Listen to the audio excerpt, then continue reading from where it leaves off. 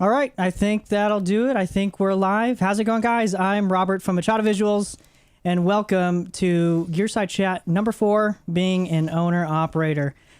We as owner-operators are entrepreneurs at the end of the day, and it's pretty scary when you're first starting out because the only way to really learn is either from a mentor or by making a lot of mistakes.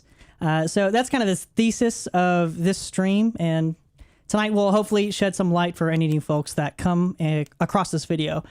Now, I first want to start off by saying that we'll primarily be sticking to the show topic and format, so we probably won't get to a lot of your camera-specific questions because I know a lot of people love asking a lot of those camera questions, unless it actually specifically relates to what we're talking about.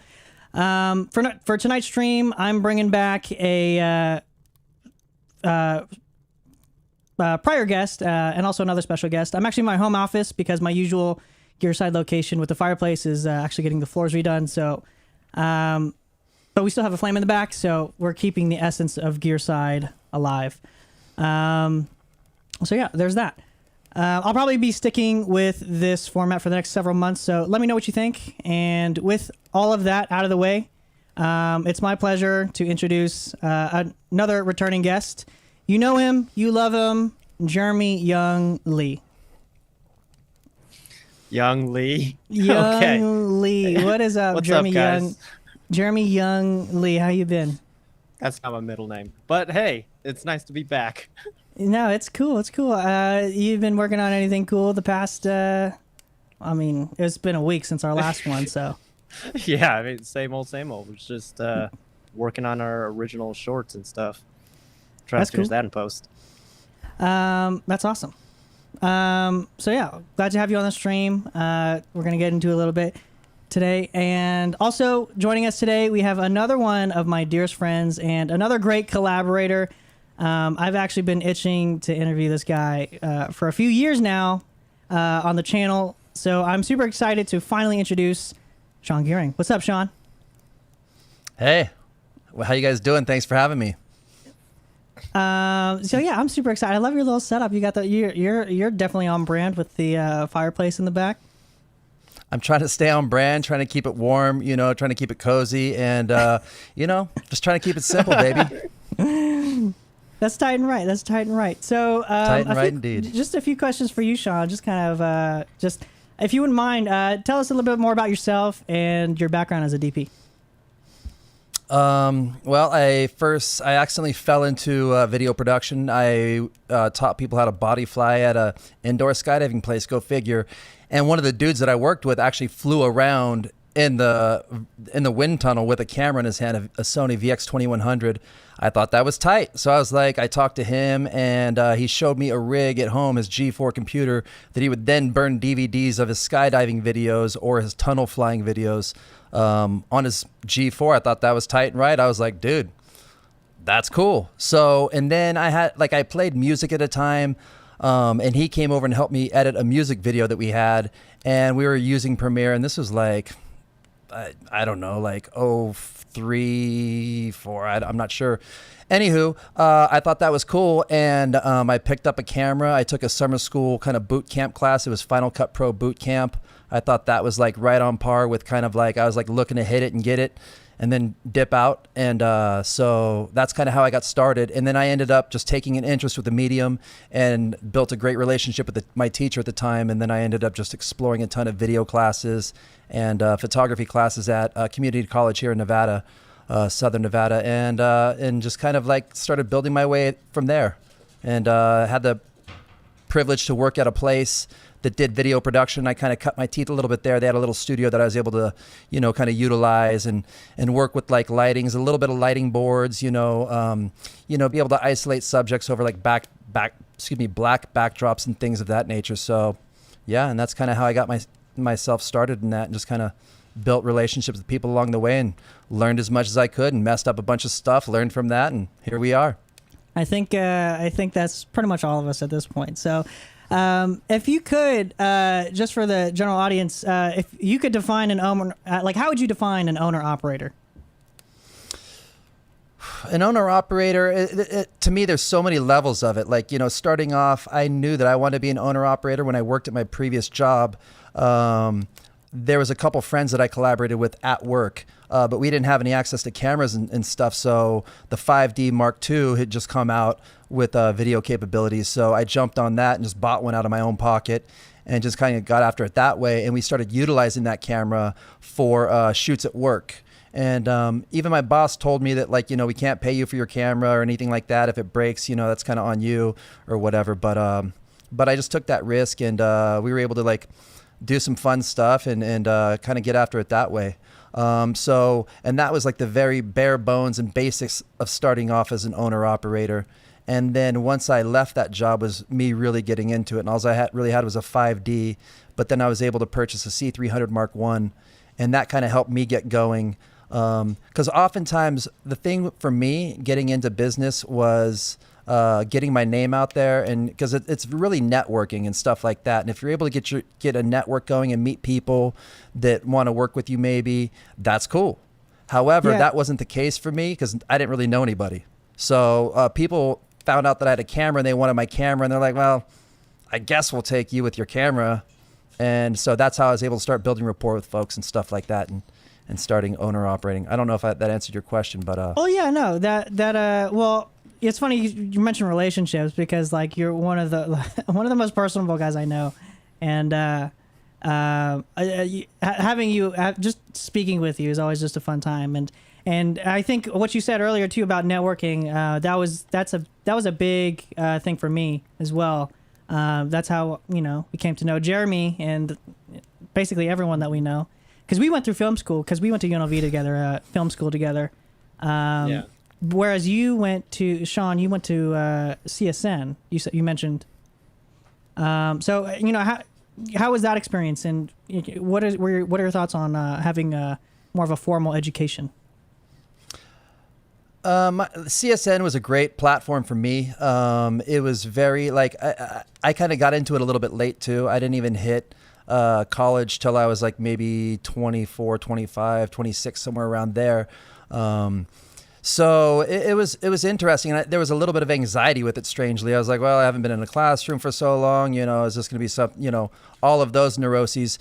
And then I just said, screw it. And then the teacher at the school at the time was somebody who I was able to connect with and who I thought was super dope. He was just very empowering, and just like put tools in your hands. And there wasn't even a lot of tools in, but just his energy and just, I just really connected with him. Again, going back to relationships, we built a relationship. So I was like, I took all of his production classes. I never took any directing styles classes or anything like that, which I think that there is great value in those classes. However, I was working full time and putting myself through school at the time, and I just didn't really have as much interest in those classes. So I just wanted to touch things, touch cameras, touch lights, and kind of like learn that side of it and the production side of it more so than like a directing side or something like that. So I thought it was a great platform. And then once all those classes there were no more classes to go. And I was lucky enough to start PAing, and I was taking all kinds of just random PA jobs, like 16-hour days on the Strip in August for $125. Do you think that's necessary? Like, as you're starting out doing a lot of PA work? I think absolutely. If you're able to get your foot in the door, because again, going back to relationships, and not trying to harp on relationships, but I feel like sometimes people don't really understand how important relationships are in building rapport with folks. But absolutely. And I was like, well, I did, because I got fired from my last job, like not my last job in production, but the job that I worked when I was going to school. I was serving tables, and strangely, I was PAing a job that morning, and it was like 5:30 call, and I was serving the dinner shift on the patio that night. And so I was like at the Hard Rock at 5 a.m. helping set up like, a green screen for like an Ultimate Fighter green screen shoot for like 30 minutes or an hour. Randomly got called for that, built rapport with the camera guy, and I was like, hey, well, if you need anything, let me know. And he was like, cool. And then I went home, and I was waiting to go to work that night, and I was sitting on my couch in my work clothes and accidentally fell asleep. Woke up like, an hour or two late, and then they said, man, don't bother coming in, basically. Yeah. Oh man, just deer in the head. But straight up, but from that relationship with that camera guy, I got fired on a Friday. I got called on a Monday from that same camera guy. asking if I was available for the next 4 days for a PA job. And if I didn't get fired, I wouldn't have been available for that job. And so I was able to take that job, and that job ultimately led me into my next job that I did for 7 years, which was, an assistant editor, and then moving into a shooting position at like a sports company here in Las Vegas. Wow. Well, you heard it here first. Sometimes you just got to get fired. You know what I'm saying? Hey, man, Straight that up. happened to me. Really quick, I want to acknowledge Tommy in the chat. What's up, man? Super happy to have you in. Tommy just ordered a Komodo. I was watching someone's stream last night. You were in there, and then I think you had your own stream.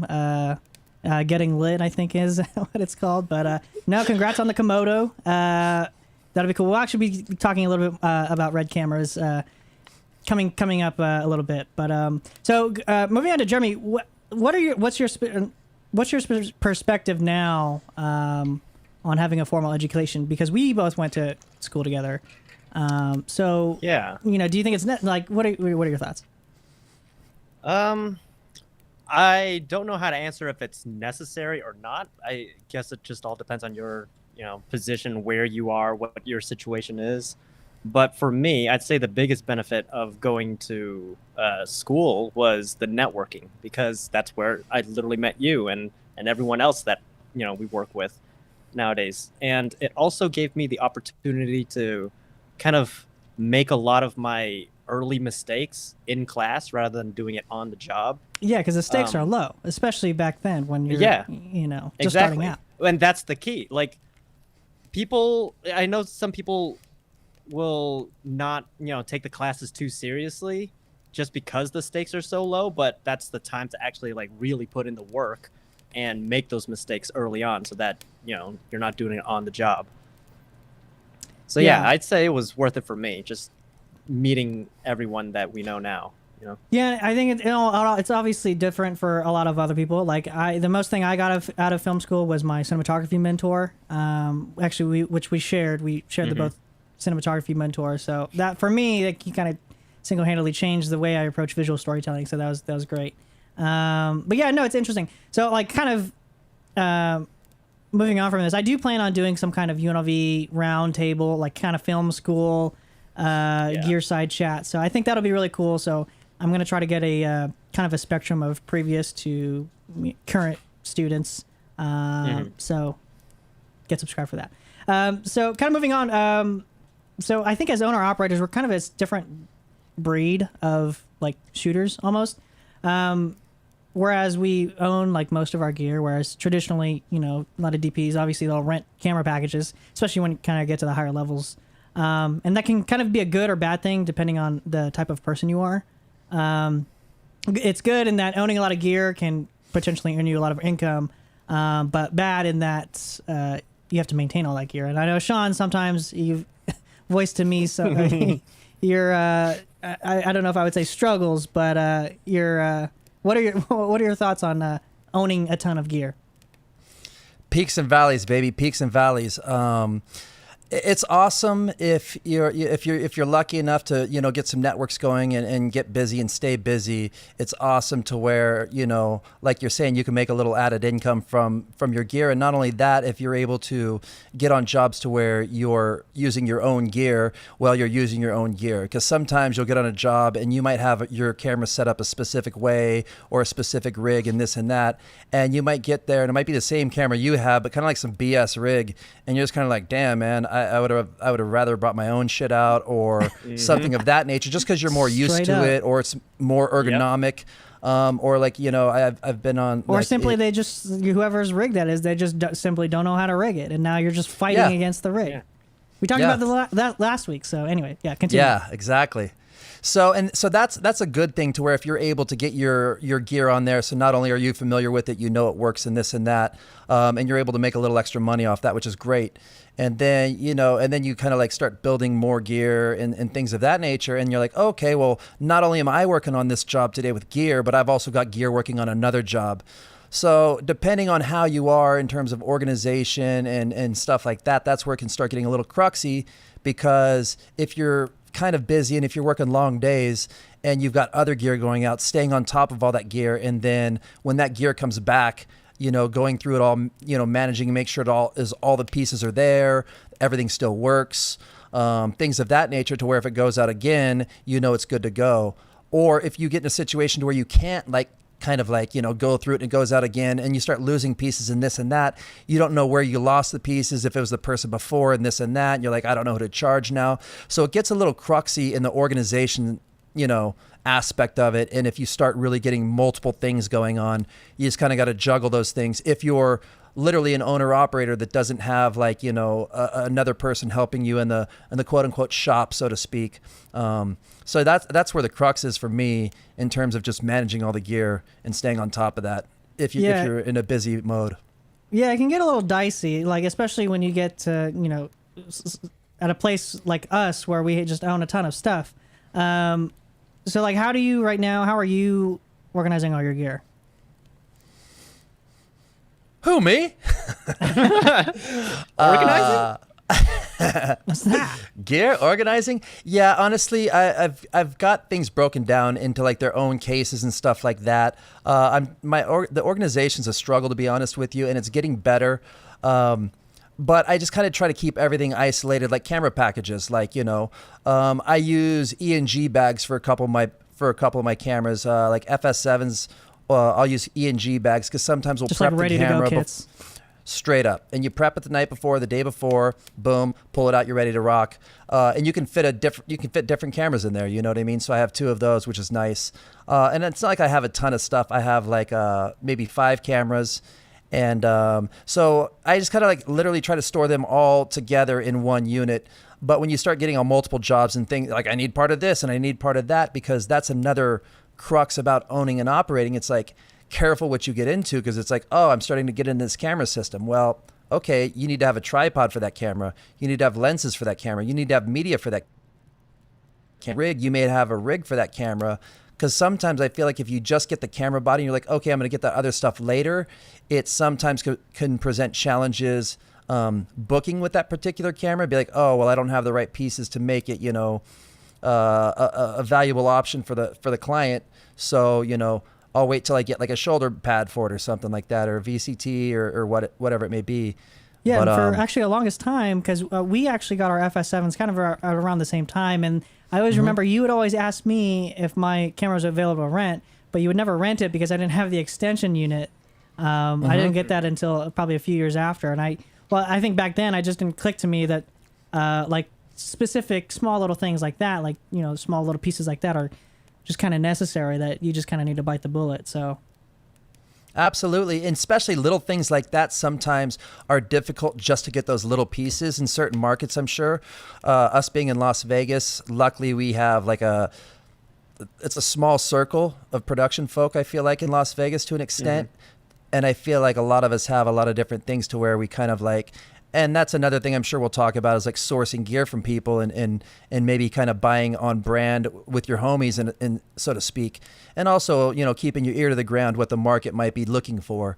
But absolutely. And sometimes you're damn, I don't have that back extension. Well, it's easier for me. I can go get it from Timmy, but if I get it from Timmy, he doesn't want to just give me his back extension. He wants the whole camera and this and that. And I can appreciate that to an extent. So sometimes that's just a little bit more viable of an option, especially in a pinch. And you're oh, I got to go pick this up and pick that up. So that is absolutely a fact. Yeah. Sometimes a nice complete package is easier to rent than, something that might be Frankenstein together a little bit or missing a few pieces. Right. We do have a few comments here. First up, we have a good old comment from Heather here. If you you gotta shout out Heather. I love it. Logan's got another comment here. Logan's saying that the biggest struggle that he has is if he should buy the equipment or just rent it. And we'll actually kind of get into that a little bit later. But a lot of that comes back to question, Logan. Rentability. But that is a good question. Corey's also saying that he has a pretty good solid workflow involving Google Docs using QRs, which that's pretty cool. I would actually be interested in learning a little bit more about that, because I have so much stuff now. I need to, I thought about using some kind of barcode system or whatever like that. So actually, Corey, I'd love to hear a little bit more about that too. But yeah, no, that would be super cool. I wonder if you'd have to have somebody like wrangle that barcode, because then you'd be like, now you're wrangling the barcoder too, you know, for all your gear. Yeah, exactly. that's awesome. where the shop hand comes in handy. There you go. So Corey's saying that he scans the case, check-in date picked up by, check off what you took, picture of the case on the inside. Ooh, I like that. Drop like off that is a in lot. the same floor. Yeah, I like that.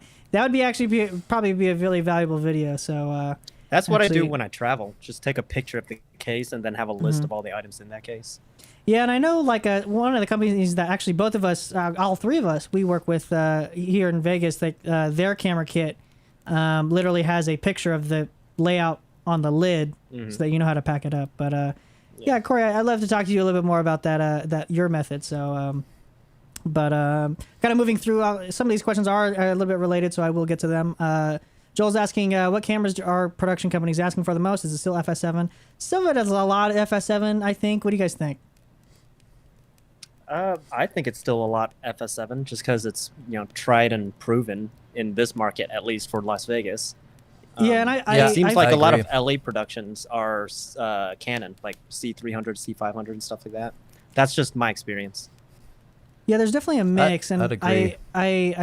I feel that because I follow a bunch of people on Instagram, and on their stories, they'll always be flexing on set, but which is cool. But I'll always notice that most of the time the cameras are still FS7. So, but Canon, their new C300s and C500s and C70s, they're being thrown in the mix. Sean, what do you think?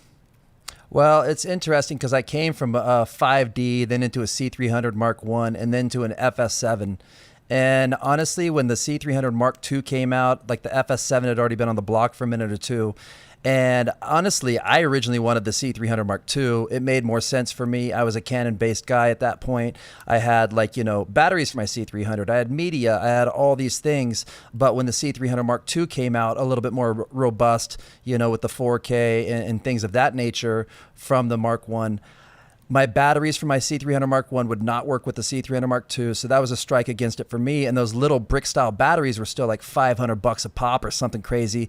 And then that was also, one of the early introductions of the CFast cards, which again, I didn't have any CFast cards, and they At were the time, like they were hella much. expensive. They were hella dough, man. Shits were like $500 each or something crazy. And you'd need a handful of them at least, on set. And then the camera price point at that, it wasn't really economical for me. I think the price point was like 16 grand at the time. And then it had slow-mo, so that was where Canon's the camera, introduction. That was where the camera started, right? It was 16, because I remember that. Yeah, it And was then you had to 16 tilt is it where it out. started. Not even including anything. So I think that's where you get one battery, no media, things like that. So, I think that's where Canon kind of shot themselves in the foot, and that's where the FS7 just kind of took over. Yeah, and not only that, I had a client that I was starting to work with, and he was getting ready to use me like a handful of times, and he was going to use FS7. So I discussed with him. I was like, well, if I bought an FS7, would you rent it from me? And kind of that's what made me make that jump, because at the time, for me to get into an equivalent C300 Mark II package would have probably been like, north of 20 grand or something like that, to where the FS7 I was able to get into for, much cheaper and more robust at the time, and better slow-mo at the time for me. And that was something that was attractive to me, with 180 frames as opposed to the 120 cropped on the C300 Mark II at the time. Yeah, that series crop. Yeah, I remember that. Corey's got another question here.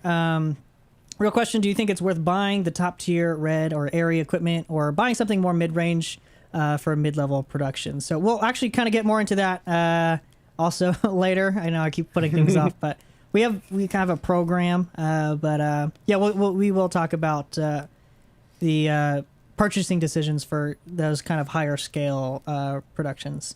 Moving on, Tommy is saying that that he reviewed lights on YouTube for a couple years and finally had a huge pile of lights and had no room to hoard anymore. So he sold off the extras and bought a red with the profit. I think I remember you mentioning that in your stream, actually. Nice.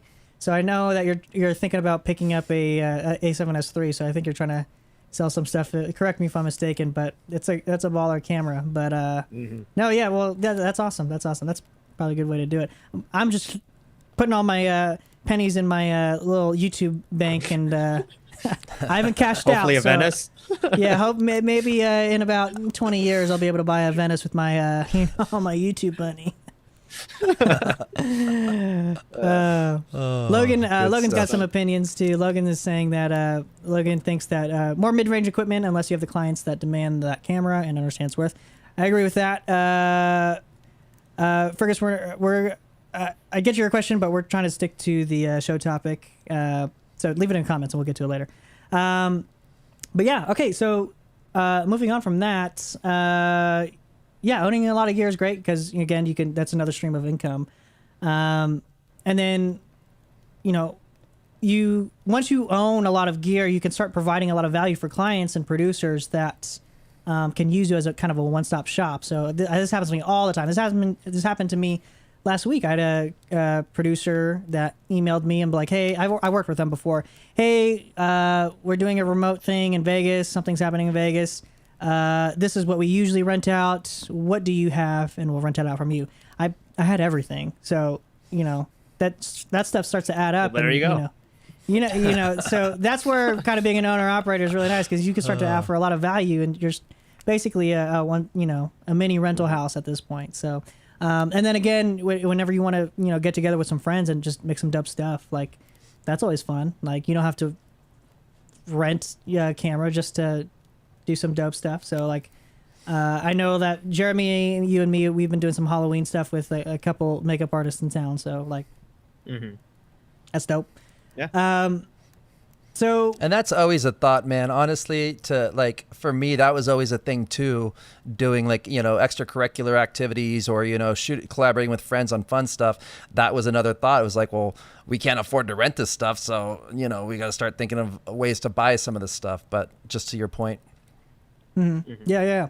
And as you start kind of collecting your, a bunch of gear, people will like your network and your friends and, they'll all remember that you own gear. So usually, hopefully they'll start asking you for stuff whenever they're on another production. Then they can start renting from you as opposed to, some other lens rentals or ShareGrid, God forbid. So, like right now, I'm in the middle of just homies I've been hitting. I'm trying to wrangle like 3 different rentals for the next couple of weeks. So that's when you kind of need to start putting on your rental house hat and that's kind of when you kind of really need to be on top of managing equipment. So, first I want to start out with how we kind of charge for work. So when you're first starting out, this is obviously something that's like super foreign, and you're like, what do I charge? I remember my first gig, I charged like $300, and that was for like a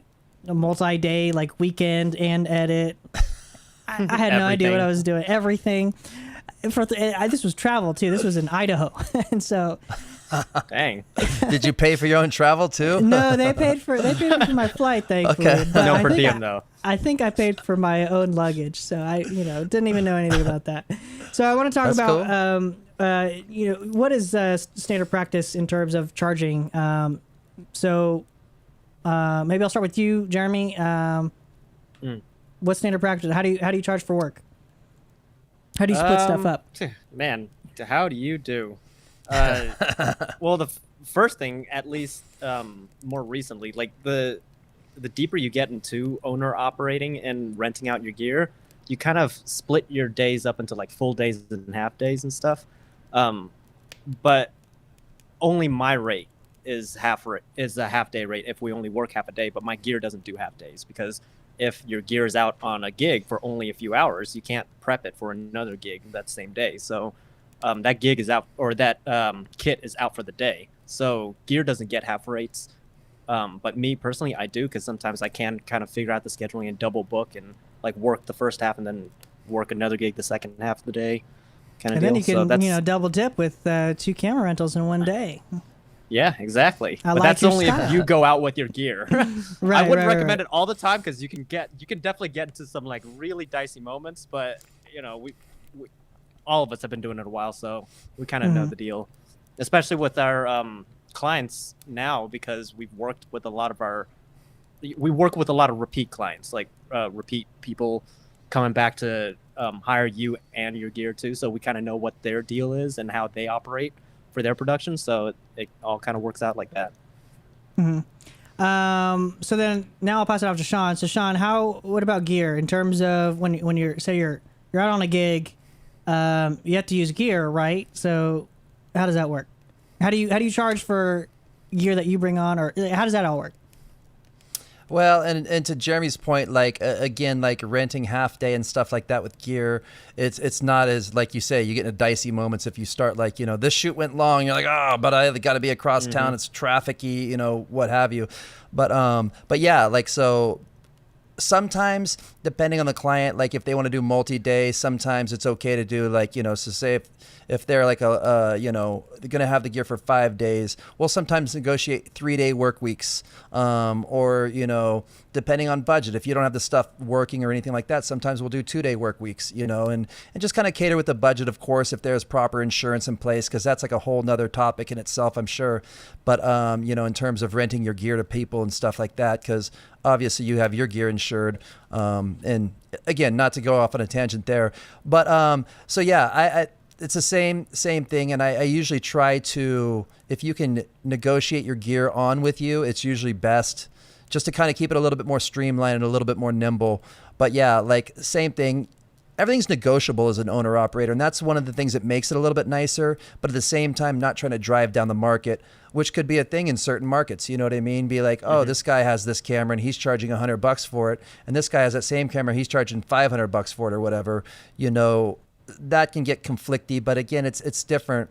Different client pools, so to speak, and things like that. But and there's also a time and a place for each of those as well. Yeah, and that's why I really like Vegas as opposed to somewhere like LA, because Vegas is a very small town. Like literally everyone knows each other, which is kind of really cool. Whereas LA, like you're just a fish in a huge ocean. Huge ocean.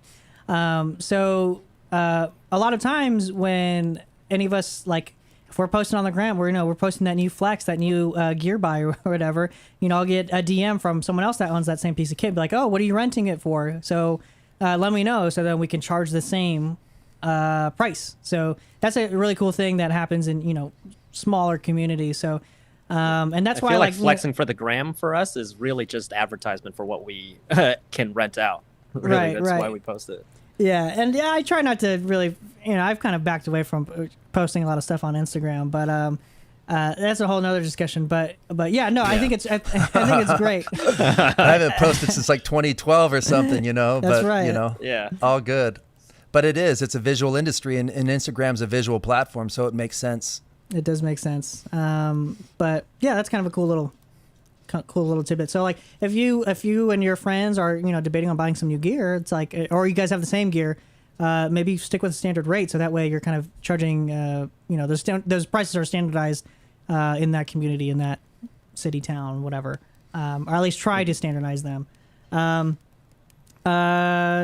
So actually really quick, we got a quick question from Joel. It says, does being an owner operator affect the way you hire crew? Do you tend to work more with select number of ACs that already know your gear and rig? So I think, Jeremy, you could probably talk a lot to this. What do you think? Does being an owner operator affect the way or who you hire? Absolutely. And in several different ways, because to the comment, the question, I do hire some people who already know my gear, because I've worked with them before and I've run through it with them, and they know how my rig works and stuff like that. Specifically with you, Rob, because you're pretty much almost on every single one of my shoots that I do hire crew on. And we know each other both creatively and professionally, and also gear-wise. I know all of your gear, you know all of my gear. And we know, more importantly, we know where it goes. Yeah, exactly. We don't just know how to work with the gear, but we know exactly where each piece of gear sits in what case and where it goes in the van or car or whatever. Just because we've been working together for 6 years now, yeah, or something 6 or like 7 that. years. I don't know, 6 or 7, yeah, something like that. That's tight, right? Yes, that absolutely does affect how and who I hire on my crews.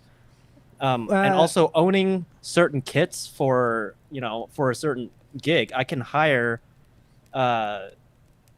people who want more experience in that certain department, and then they can come on and use my kit for that job specifically, and they can get the training that they are looking for, and I get the help that I need.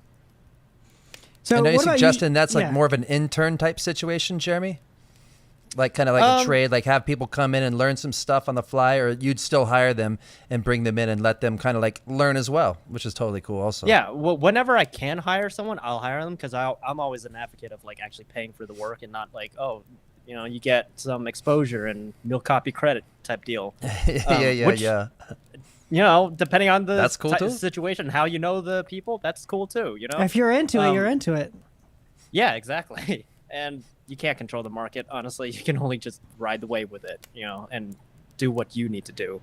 But yeah, that I will try to pay while people train, or if it's like a low impact shoot, like it's not a professional gig, it's just a passion project or something, then yeah, intern. That usually works out. That's awesome.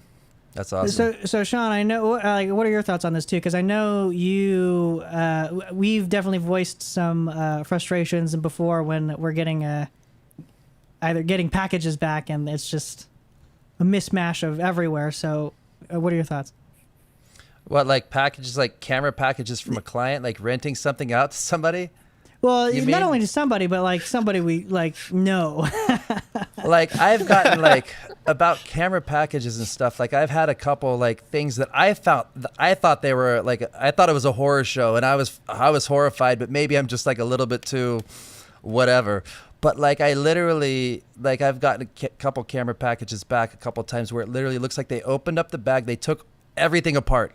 Every single piece came off the camera. They put it on the table. They opened the bag and they swiped it all in to the camera bag. So you open up the camera bag and it literally looks, and then they take the bag and they shake it up. They like shake it up and then they shake it up. And then you're like, what the shit is this, man? And then you're like, okay, like, and chances are that wasn't a full rate rental and stuff like that too.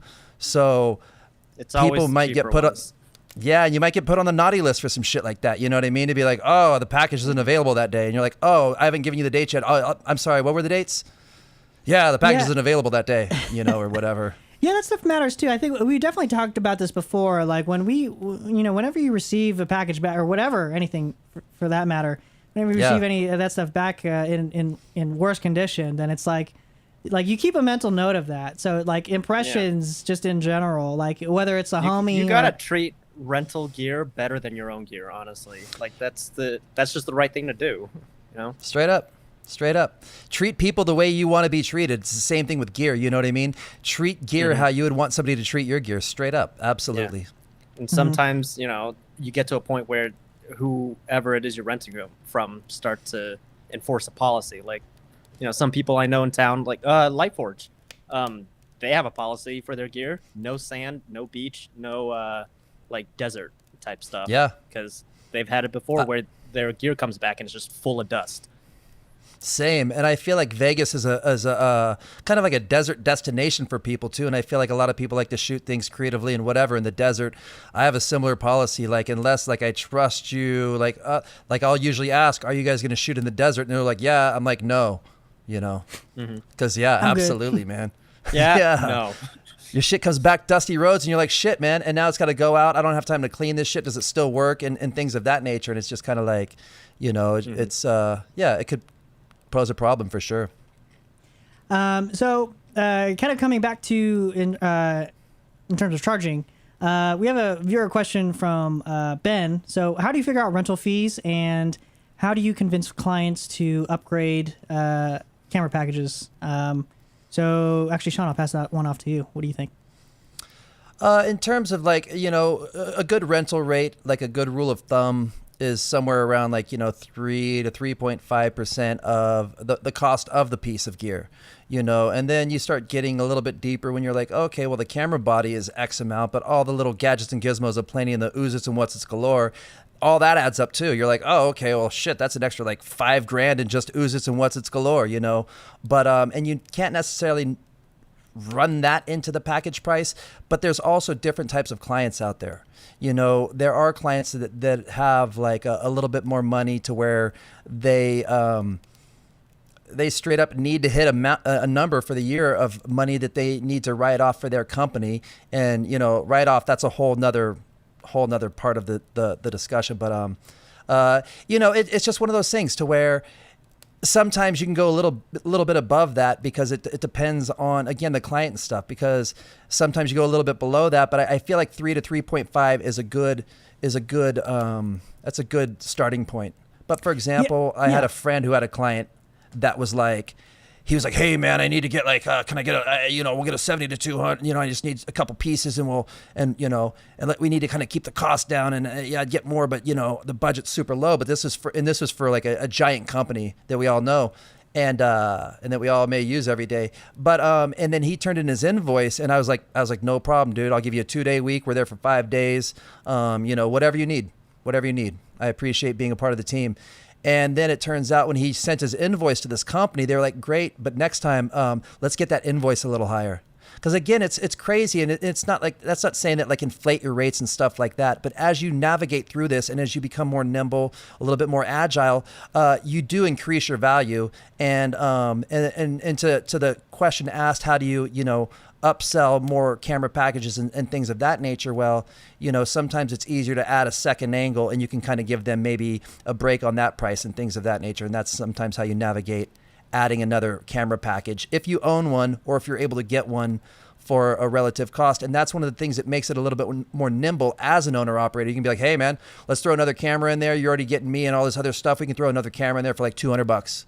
And it's another FS7 or whatever you may do, you know what I mean? And again, those are very, specific scenarios, but I think that most scenarios are almost specific to themselves in a sense. Yeah, I feel like especially when you're talking about how you try convincing clients to upgrade camera packages, I think that a lot of that comes down to like needs and requirements. To whereas like, a lot of newer people, a lot of them shoot on, smaller cameras, whether it be alpha camera, whatever. They'll shoot on smaller cameras. And especially here in like this is just one example that comes to mind. If I know that I'm going to be shooting outside in the Vegas desert in the middle of July, like I know like any one of those cameras isn't going to last. So it's like, well, you kind of have to approach it from like, what reason do I need to upgrade to a better camera, whether it's something like a dock style FX9 or even something like a cinema package. Like what problem am I trying to solve and how will that camera system benefit, this project? So I think it's on a per project basis. And, that could go deep as, color or IO, internal NDs. That's a big one nowadays. So when you're talking about like, if you're trying to save time on set, that's a feature. It's all about, I think it comes down to camera features. Yeah. That's usually what I lead with when clients ask like, oh, what camera do you have or what package do you want to use for this project? I'll lead my discussion with them talking about what could go wrong if I use certain things and what camera package would be right for that job. Because in my experience, clients tend to listen more to your opinion about what to use when they hear about what can go wrong and could set them back and cost them money in the long run. Yeah, and I think as you kind of get more experienced and you kind of establish yourself a little bit more, you'll start to have a little bit more value with your presence, I guess you would say, or a lot of that value comes with the knowledge that you've had and the experiences you've had, and kind of building that ethos. And another example comes to mind. Actually, Sean, we were talking about this a couple weeks ago. Is that another really big selling factor in maybe perhaps persuading clients to swing for something maybe similar to FX9 or C300 Mark III or whatever is autofocus. Autofocus is a huge selling point nowadays. And I know, Sean, you were doing a project a few weeks back and you were you were trying to debate on whether or not you should use the FS7 or FX9. Can you tell us a little bit about that? Yeah, we were shooting like a doc style. We were just shooting a handful of interviews in a room, and we had to get a bunch of different looks out of this room. This room was like a bar in a casino that wasn't being used. So we had the natural environment, which was awesome. However, a lot of these folks, the client really wanted a shallow depth of field. So, there's only so much you can do there, and obviously you want to open up as wide as you can. But now you've got the shallow depth of field and you've got people that like to talk like this, and they're like, and they're putting their hands over their face and all this stuff, which gets a little cruxy. But so she originally was asking about an FS7 and we picked up an FS9, which we've been using, and the autofocus is pretty incredible. We picked up some, Sony lenses to go with it. And honestly, I never really thought that I would find myself talking about autofocus in this type of, in the video world. But Yeah. not saying that everything has to be so cinematic and everything always has to be like that, because there's always the tool for the job. But honestly, the autofocus at these really wide apertures is pretty incredible. Some of those, for example, was a little cruxy with the autofocus. I had to turn it off a couple times because there were like little teeny specularities, like in the background, like there'd be a bunch of like bottles behind us, and we would have like, we'd hit them with like a Leica or something like that to get all the out of focus little orbs. And those specularities, sometimes that the eye would like go to those and try to focus on those, which, so when you find your focus, just kind of like, take off autofocus or whatever. But it's a really remarkable tool. And we did some other interviews, and again, with the FX9 being able to go on a prime lens from super 35 crop to a full frame 6K and really kind of maximize that lens is also a super interesting feature. And then paired with the autofocus for interviews is just really, really nice, man. And it's a great tool in my opinion for stuff like that. Because I've also had to ride stuff where I'm literally pulling focus on an interview at like a super wide aperture, and trying to anticipate somebody who's like super like, moving and shaking. They're all over the place. You're like, oh shit, I'm over here like pulling and throwing or whatever. And that's a little cruxy. And, it's dangerous that way sometimes, Yeah, I agree. And, with the autofocus too, kind of going back to the sellability, I guess, with everything going on now, like we've been doing a lot of remote productions, and I was doing a job, probably I think last week, where they do this thing called drop kits, where they literally will build a camera package, set it on a cart, drop it off, and then it's not the client, but whoever's being interviewed will wheel it in, and then they'll kind of set it up accordingly and pipe it through Zoom, and it's on autofocus. So that was actually kind of a recent one. I actually didn't need to do any convincing because they actually preferred cameras with autofocus. So with everything going on, it's kind of happening on its own.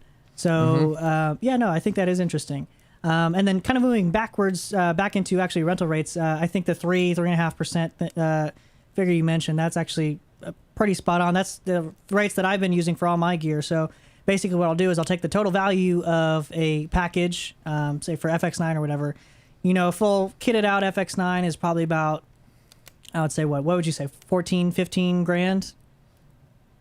Yeah, ish. And that depends if you get like the back, like the Sony back, or if you get like a third party, like a wooden camera back plate for like a gold mount or a V mount solution. Yeah, about that. Yeah. So, exactly. So I think Sean, you rent yours for what, like 600 a day? It varies. Anywhere from 5 to 6 would be a complete package of like the FX9. And like we could do like the little internal batteries, we could do the bricks, but sometimes that comes with a tripod. Sometimes it doesn't come with a tripod. You know what I mean? There's all these little factors. Right. But yeah, absolutely. Yeah.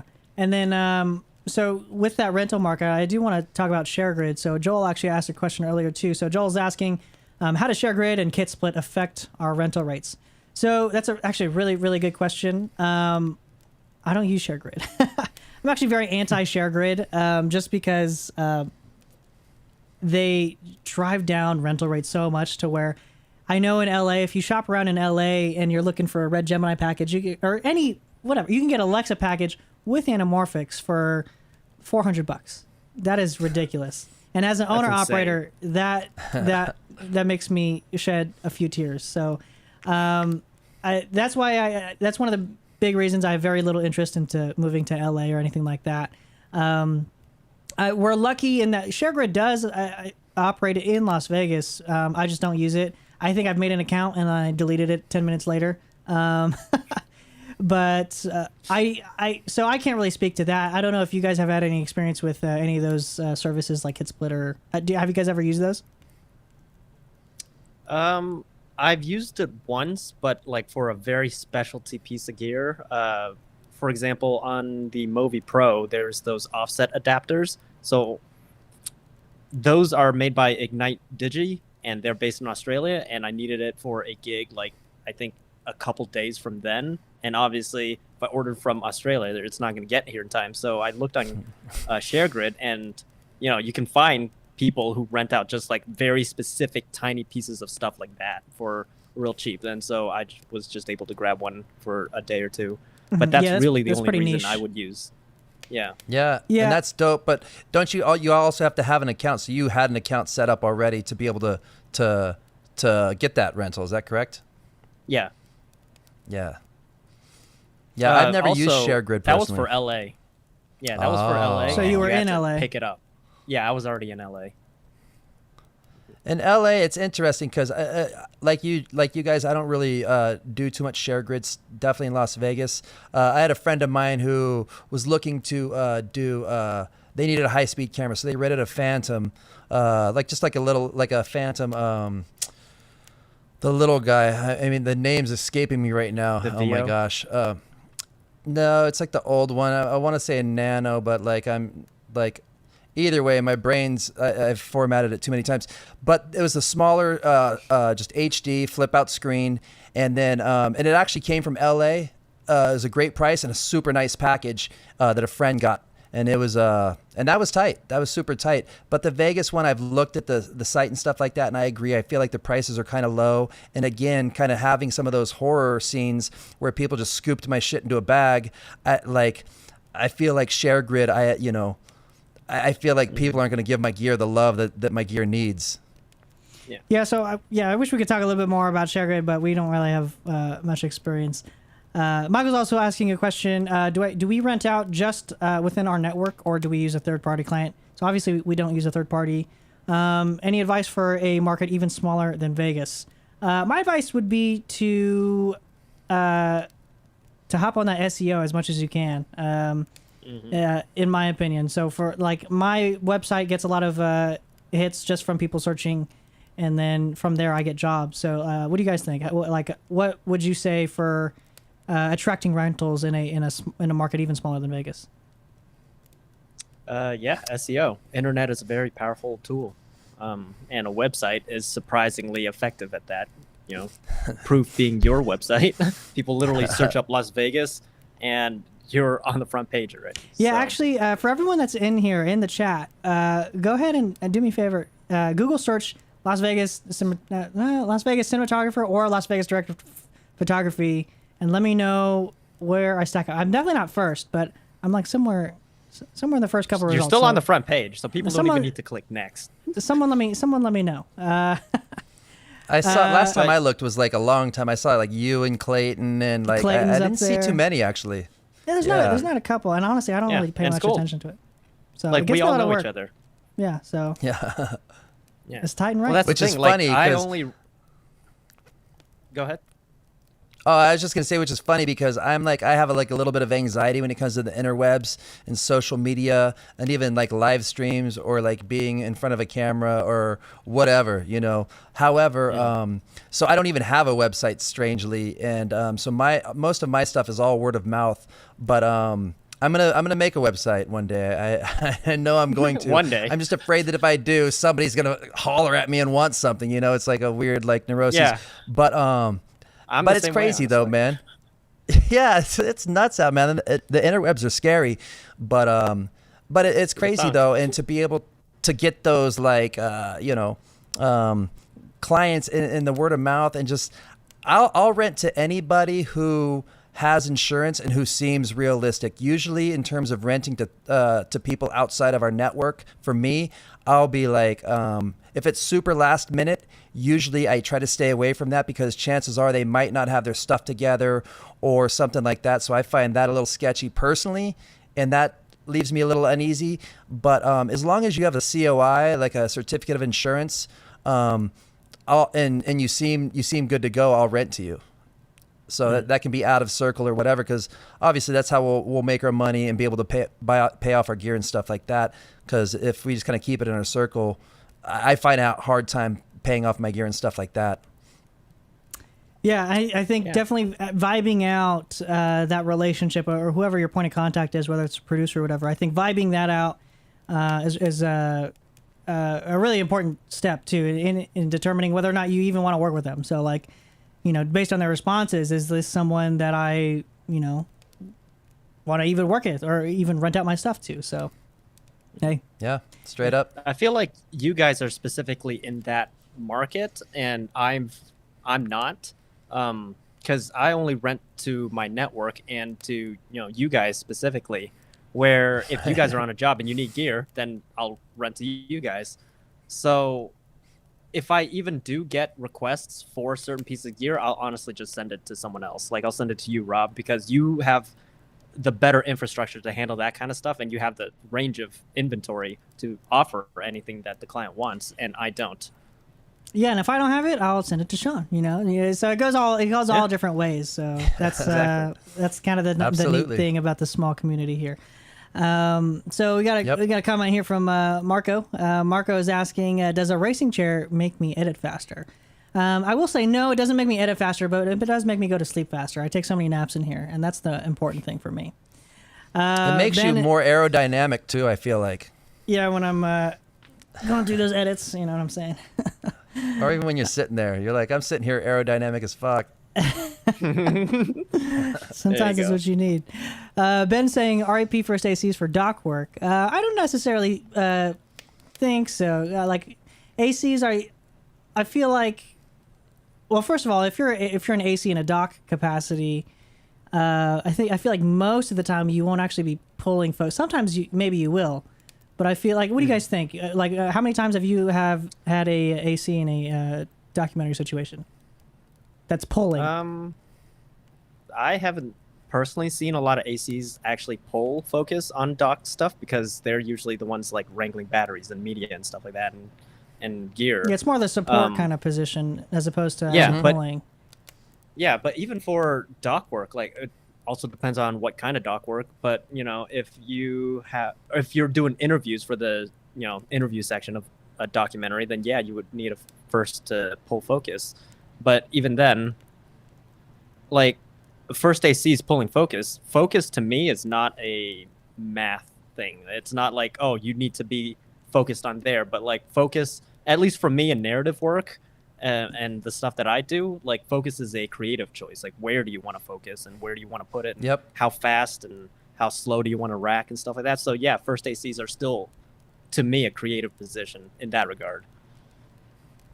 Absolutely, I agree with that. And for me, like in a dock style, I feel like having an AC and stuff like that would be a little bit more that would also be an amazing luxury. And I feel like in terms of pulling focus on that, though, sometimes it's like you're saying, it's like a creative thing, and you're kind of telling the story through the lens and whatnot.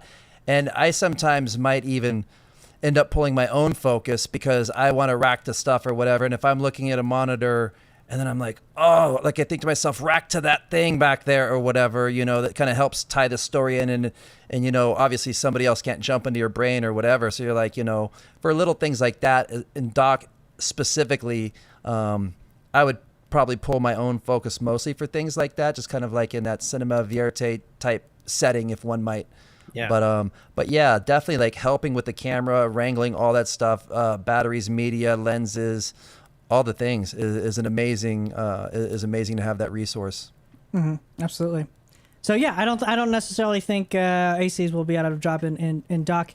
Actually, more so, I think a lot of ACs have been, and I don't know how they feel about this, but a lot more so lately, a lot of things have been pivoting towards setting up Zoom calls and kind of managing that whole side of things. So, which is whatever, but I mean that's where we are now. You gotta go with the times. You gotta pivot, just gotta like ride the wave, else. man. Ride that wave. Gotta ride the wave. Ride that wave. Let's see. right, So baby. it looks like a lot of people are saying I'm coming up at number 6 on Google, so that's cool. Dope. Congrats. There you go. TNR, baby. TNR. TNR. Let's see. Keeps going down. Ben's got a great question that actually ties in very, very well with our next topic here, and that is purchasing decisions. So Ben's asking, how do we buy our gear? Are we buying in cash or are we borrowing or financing? So, Sean, what have been your experiences with that?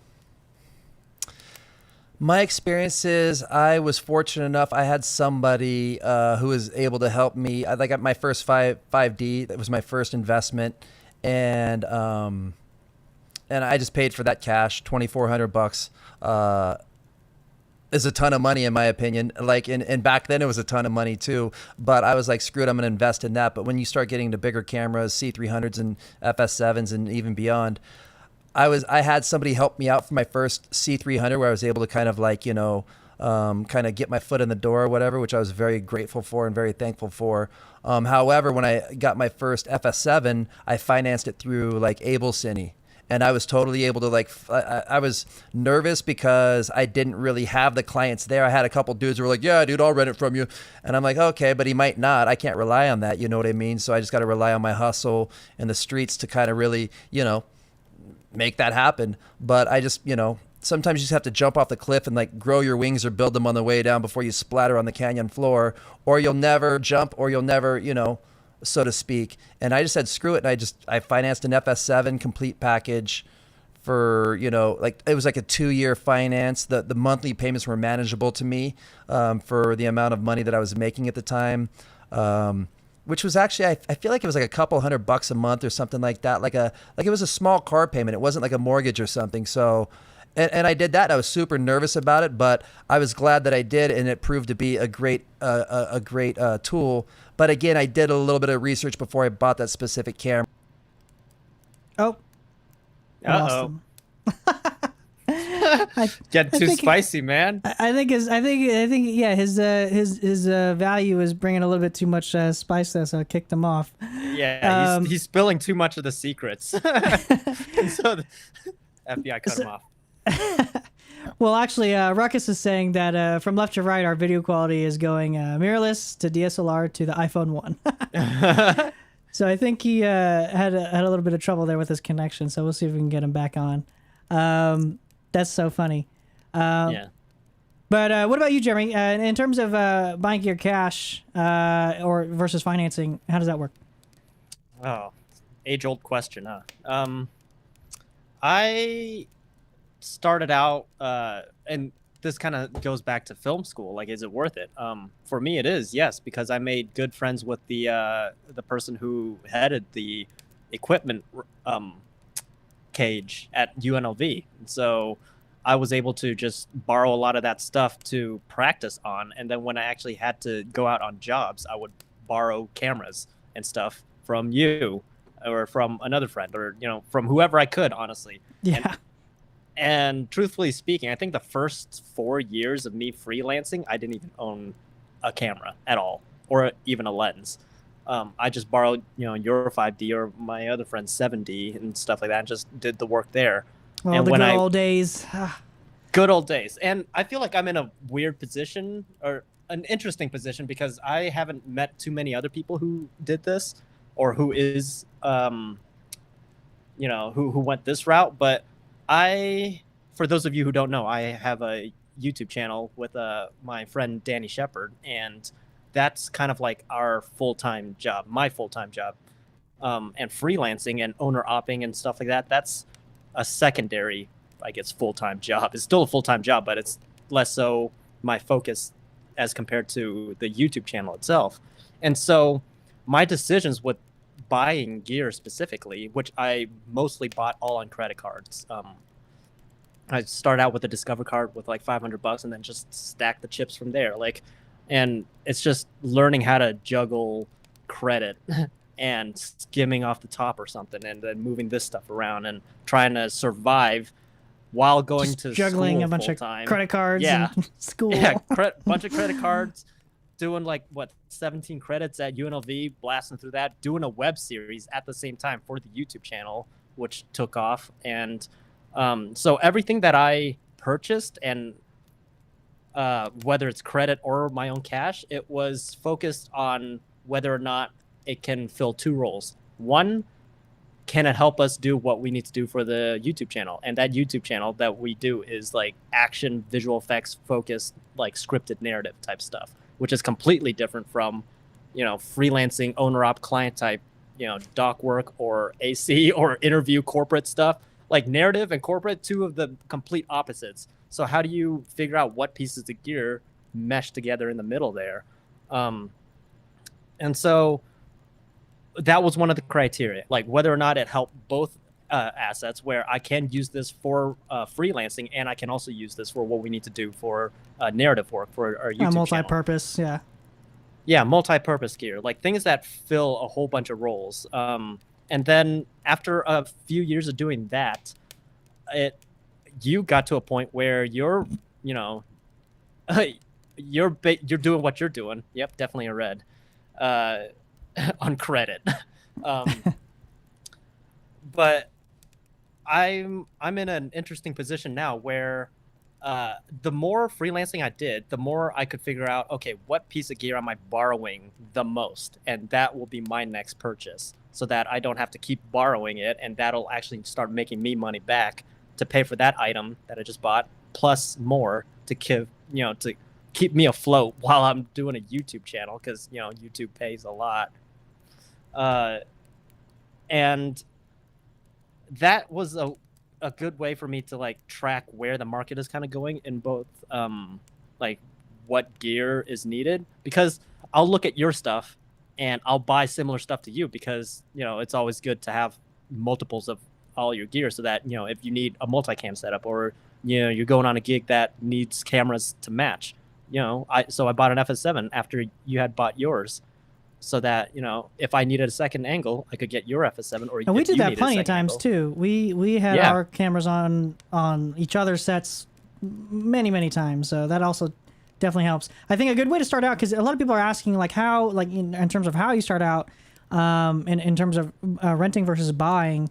I think a good way to do it would be to, as you start kind of bidding for jobs, or as clients are starting to asking you for quotes, you can obviously quote for the camera that you want to shoot on and the camera that's right for the project, and then just obviously you would bill that off to the client. So you would kind of include that as a reimbursable like line item in your invoice, and then depending on what you are renting out a lot, that's what you we got Sean back in.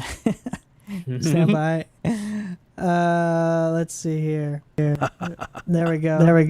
Oh, we got an echo. Oh, suffering succotash.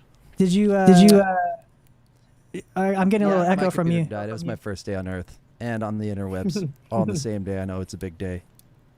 Should be great. I think we're getting a little bit of echo though. Oh, I got nothing. Oh, we can't hear us. Configure land. Here, I'm gonna mute you, and then just give me a thumbs up when you think you're good to go. I'll unmute you. It's funny. Sean texted me. He was like, "My laptop died."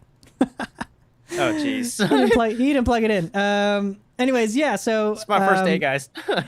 As you start getting more gigs, and as you kind of start, depending on what camera you're using a lot. So for us, it obviously was FS7. That's when you can kind of get into the sense of, okay, maybe it would be worth it to purchase this camera for myself, and that way I can rent it out whenever I go out on production, because that camera has paid for itself many times over. The FS7, like if you bought an FS7 years ago, that camera has made you some money. It's made all of us some money. So, yeah, exactly. And really, also on that note, what was I saying? In terms of like buying.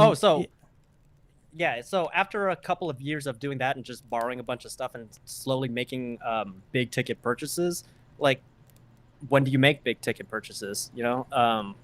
I'll usually do it when there's a big job lined up that will rent that piece of gear. And so I'll make the jump there. If I don't have enough cash, I'll put some of it on credit and then pay it off as the job goes on when it gets rented.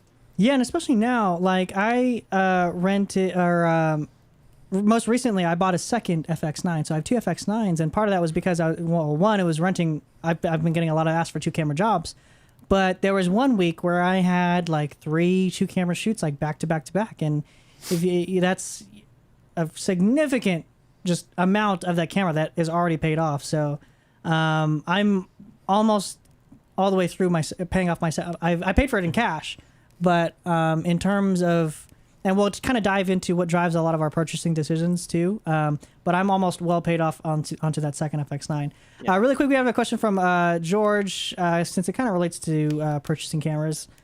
George broke his FS5. Repair is expensive. Thinking of upgrading to the FX6, not FX9. It's a bad purchase because ProRes RAW isn't compatible with DaVinci, so doesn't want to pay extra. So that's interesting. I have not used ProRes. I don't think any of us have used ProRes RAW, so we can't really speak to that.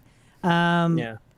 But you also have to think about too, like when producers are emailing me and we're trying to send them quotes for jobs. A lot of times they're asking specifically for FS7/FX9.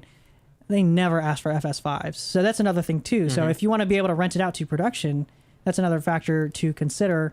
Unless you're doing a lot of stuff on your own. The model that people actually ask for, Yeah, unless you're doing a lot of stuff on your own, where you're able to bring out whatever you want. In that case, that's probably a good setup for you. So it kind of depends. So that's also a good note, because specifically, so after a few years of getting these big ticket items that can be rented out that match your setup too, or match other local shooters setups and packages, I kind of only focused on starting to get pieces that are really specialty, if that makes sense. Because everyone I know in town already has all the basic stuff. I can't find very specific motion capture stuff, or this piece of rig for this kind of shoot for an action set piece or something like that. And so I've pivoted to just getting and supplementing pieces of gear that fit in with all of your guys' rigs and all of your guys' setups too. So ecosystem. That's why I feel like, yeah, exactly. It's an ecosystem. And that's why I feel like I'm in a different spot than you guys are, because that's your guys' main focus and mine is more specialty stuff. Yeah, so Sean, are you good? I don't know. I think I'm back, man. It's my first day on Earth. I straight up didn't even have my computer plugged in. That shit died dead as shit. And I was like, black screen, black room, lit by Where's the your fire. AC? And that was it, I wish we could have. I wish your AC to set that up. To Ben's point, ACs, they're not going to be out of job anytime soon. Suffer and succotash. And that's the thing too of being like, just trying to wrangle 40 things at once by yourself. It gets, you're like, hairy. oh, I forgot to cross that T and dot that I. Maybe I should have crossed the I and dotted the T. I don't know. But yeah, we're back. And sorry about that, Chazzies. I appreciate y'all's patience and I apologize. No, all good. But, I'll get we're back on the scene. We're back. So hopefully the stream is. I'm getting a few dips with my network. So hopefully it'll jump back to being healthy. So yeah, we're talking about purchasing decisions and what kind of really drives those. So Sean, I know you and me both have a kind of a similar workflow in terms of actually when it comes to buying gear. So you and I both use, actually Jeremy, I think you use QuickBooks too, yeah? Yeah, I do. Yeah, so actually we all use QuickBooks, and a really cool feature of QuickBooks is that you can run a report on a specific item that's your, like a service that you provide. So for example, when I'm invoicing a client, I'll obviously invoice for my camera rental, FX9, whatever camera it is. And then you can run a report on that specific item and see how well it's doing over the course of a year, or you can search for all dates. The month. By per month, whatever. So I can go in and find out exactly how much this piece of item has made me since I purchased it. So that actually influences a lot of our purchasing decisions. And that's really handy. So that's actually a big, because I know, Sean, you would always tell me about when you would do that. And then I'm like, oh man, that is kind of cool. Like I wish I could do that. So that's actually a big reason that I switched to QuickBooks a few years ago. So that's TNR. And everyone, TNR stands for, the TNR, by the way, it stands for Titan Right. Titan Right, baby. Titan Right. No, QuickBooks is TNR for sure, and it was a tool that definitely helped me kind of organize my invoices too, because it's another thing that's super handy is that it organizes your invoice, which I'm sure there's a lot of applications out there that do that, to where this invoice has been paid, this invoice has not been paid, how long has it not been paid for, and things of that nature.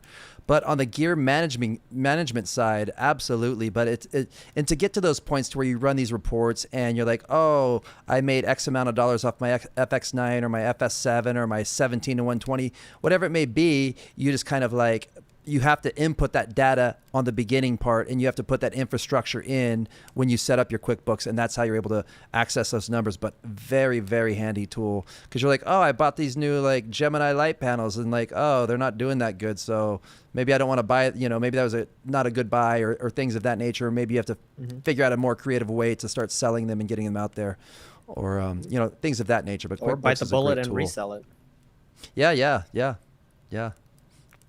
So yeah, QuickBooks super is cool. is another great tool for those that are trying to kind of stay on top of what's been selling. And that's how, you know, at the end of the year, like I know, Sean, that you would always tell me like, oh yeah, I was digging around through my reports, and you know, this item actually didn't really do as well as I thought. So it's actually, Jeff actually asked a question. We'll actually get to it in terms of flops. But Jeff Cools, you guys know Jeff Cools. He's a local.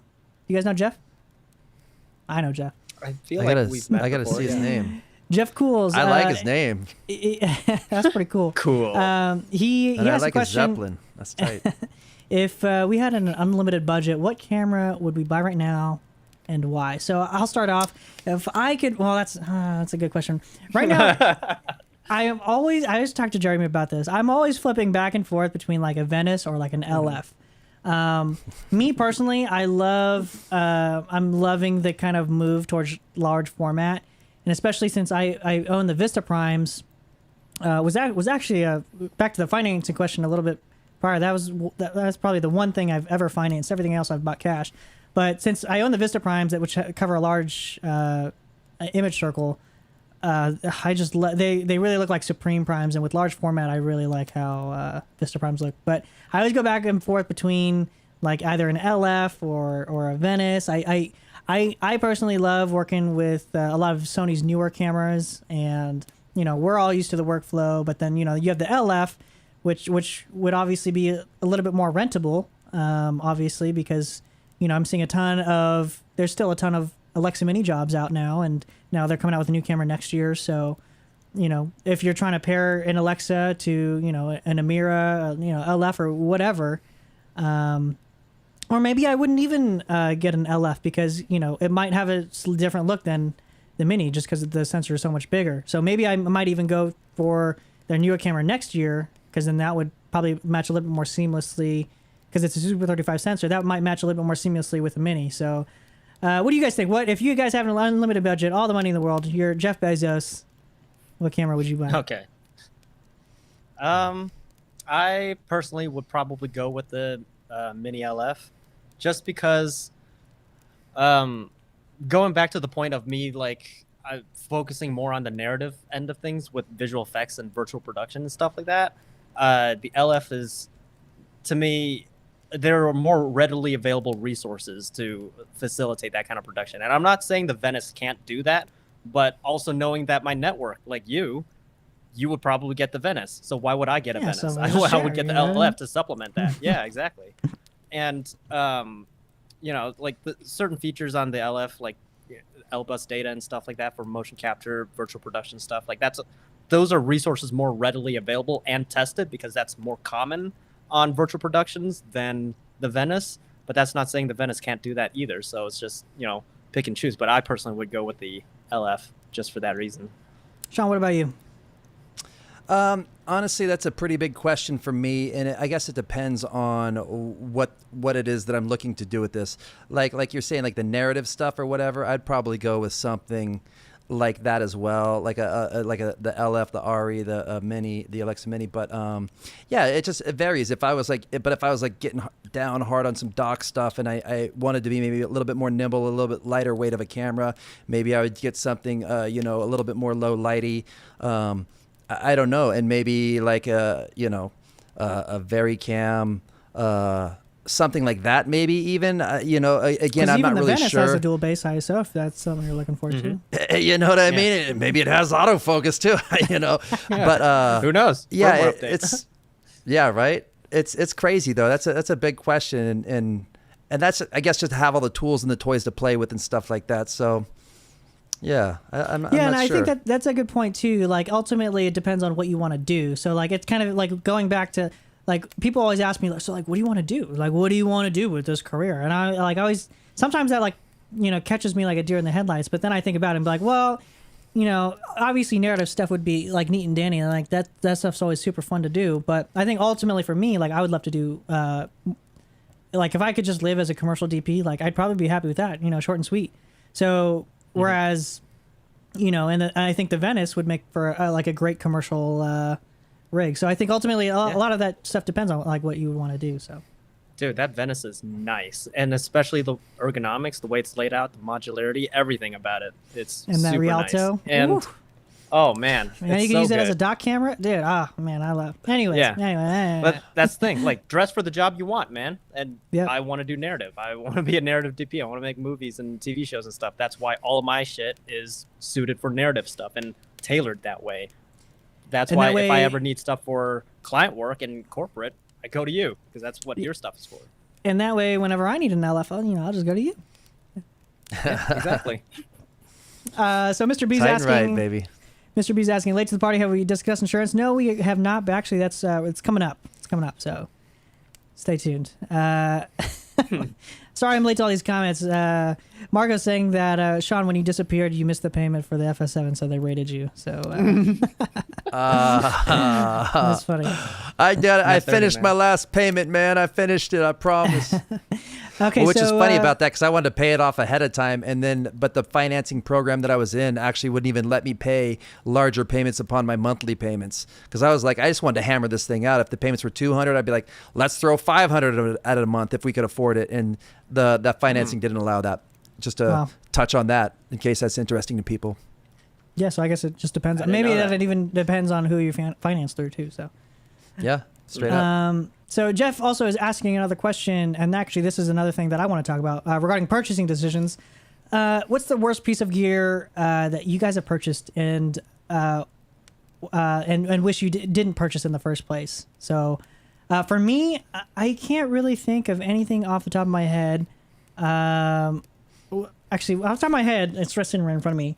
It's this thing right here. It's called the Narbox. The Narbox 2.0.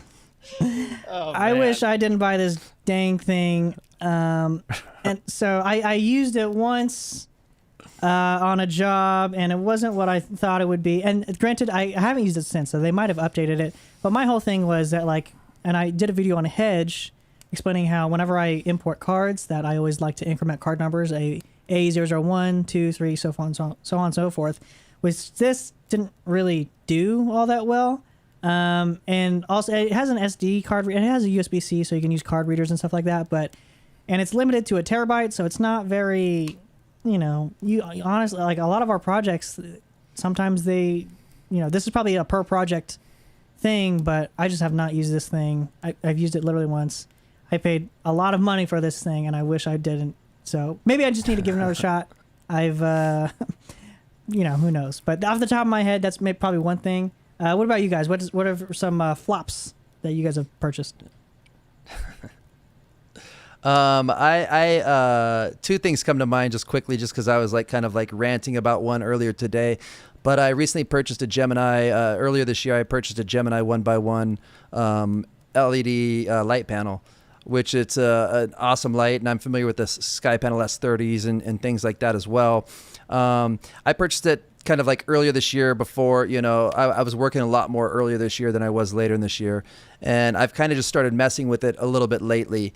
And so that was one purchase just because the yoke on it, I think, is just kind of like, I don't want to just crap all over their yoke, but I mean, like, I need to crap all over their yoke because for the price of the light and the flexibility of this light, the yoke is straight up dog crap, to where if I would have known the yoke was like that when I bought it, I probably wouldn't have bought it. And I would have probably just said, screw it, and got like another, like an S30 or something like that, as opposed to that, because the yoke is just, yeah. So that's one purchase that I can think of off It's the top funny. of my head. Well, before anyone goes on, it's funny you mentioned that because you actually sent me a video of you setting up your this setup. Oh, man. So today Sean and I have been interacting back and forth today just to get this stream prepared. So he's actually I'm gonna pull up this video that he sent me and to give you a firsthand look of what this yoke is all about. In case you wanted to see some fucking bullshit. That's the most of the angle you can get off of the Gemini tilted down on a stand, because as you see here, the ballast gets in way of the yoke. And I've even got this thing flipped around backwards just so I can buy like a fucking 1 more degree. So let's getting to shitty yokes. So as you can see, this Gemini is leaning a little bit forward on that light stand, which is straight up bullshit in my opinion. So check this shit out. What the fuck is that? That is called a shitty ass yoke. Like this material right here is like thin, like tin can type shit. Like it's like super like bullshit. So yeah, either way, so that's what's up with that particular Gemini 1x1 fucking light panels yoke. It's about as sturdy as a fucking runny egg yolk. Thanks for watching. Click subscribe and fucking remember about butt cheeks. Remember about bug cheeks, man. What a great video. Man. I'm actually very happy. That was a great tie-in, so thanks for sending me that video. Hey, my pleasure. It's the first one I ever made, huh? So here's a question for you. Would you have rather gotten a SkyPanel S30 or the S60? Because I've never seen a production rent an S30, only S60s. I would have gotten an S30 in this case, just because I own an S60 and I love it. It's great. It's a little bit of a larger footprint.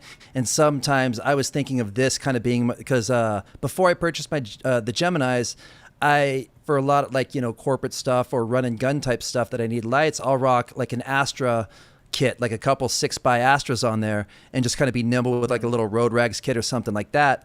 But I wanted a little bit of flexibility. I thought the plus green and minus green were an awesome feature on both the S30, like the SkyPanels, and the Geminis. And the SkyPanel's a little bit bigger of a footprint with the ballast on the light and whatnot. But going back and to answer your question, I think I would have went with an S30 just for my own particular work, just because it's a little bit more nimble than the S60, because sometimes I just need like a little 1x1 panel to get in there, as opposed to having a combo stand for the S60 and dealing with the ballast with that. And that was kind of like the thought of getting the Geminis, was to kind of have a slightly smaller footprint without that ballast, hanging out. But now the ballast is clearly in the way of the light, so the detachable ballast is a way better value in my opinion. So I would have definitely gone with the S30 over the S60 if I didn't get this one. Interesting, because a lot of the corporate stuff and interview stuff that Rob and I have been doing lately, we've been using the S60, and having the ballast, either just using the clamp to be on the back of the light, is super useful, or if you just want to put it on the stand to reduce the weight in the yoke, that's great too. And you throw it on a low boy combo, especially with wheels, like you're good to go. You just roll it anywhere. Straight up.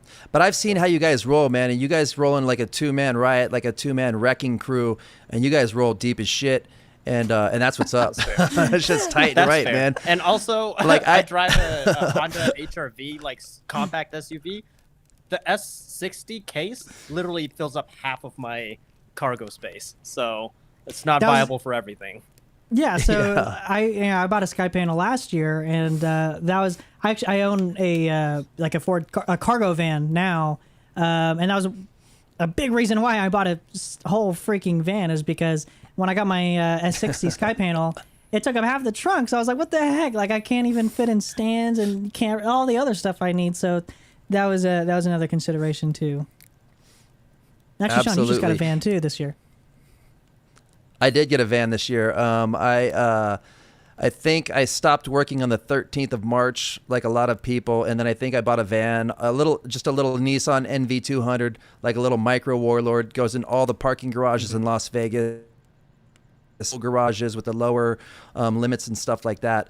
But I bought it like the 15th or 16th, and it sat in my driveway for like 7 months. So and I've been using it a little bit lately, and it's dope. Yeah. Super dope. So I want to circle back to the whole Gemini SkyPanel question, because actually, Sean, we've actually talked about this a lot in terms of, we're talking about purchasing gear and what drives a lot of our purchasing decisions. So, and you actually mentioned it earlier, a lot of that also comes down to brand name recognition. To whereas a lot of, and I don't know how your Geminis have been doing, your light panels, but productions will almost always rent SkyPanels, even though they're the older technology, even though they're 5-6 years old now. SkyPanels are easily rentable. Light panels came out first. Yeah.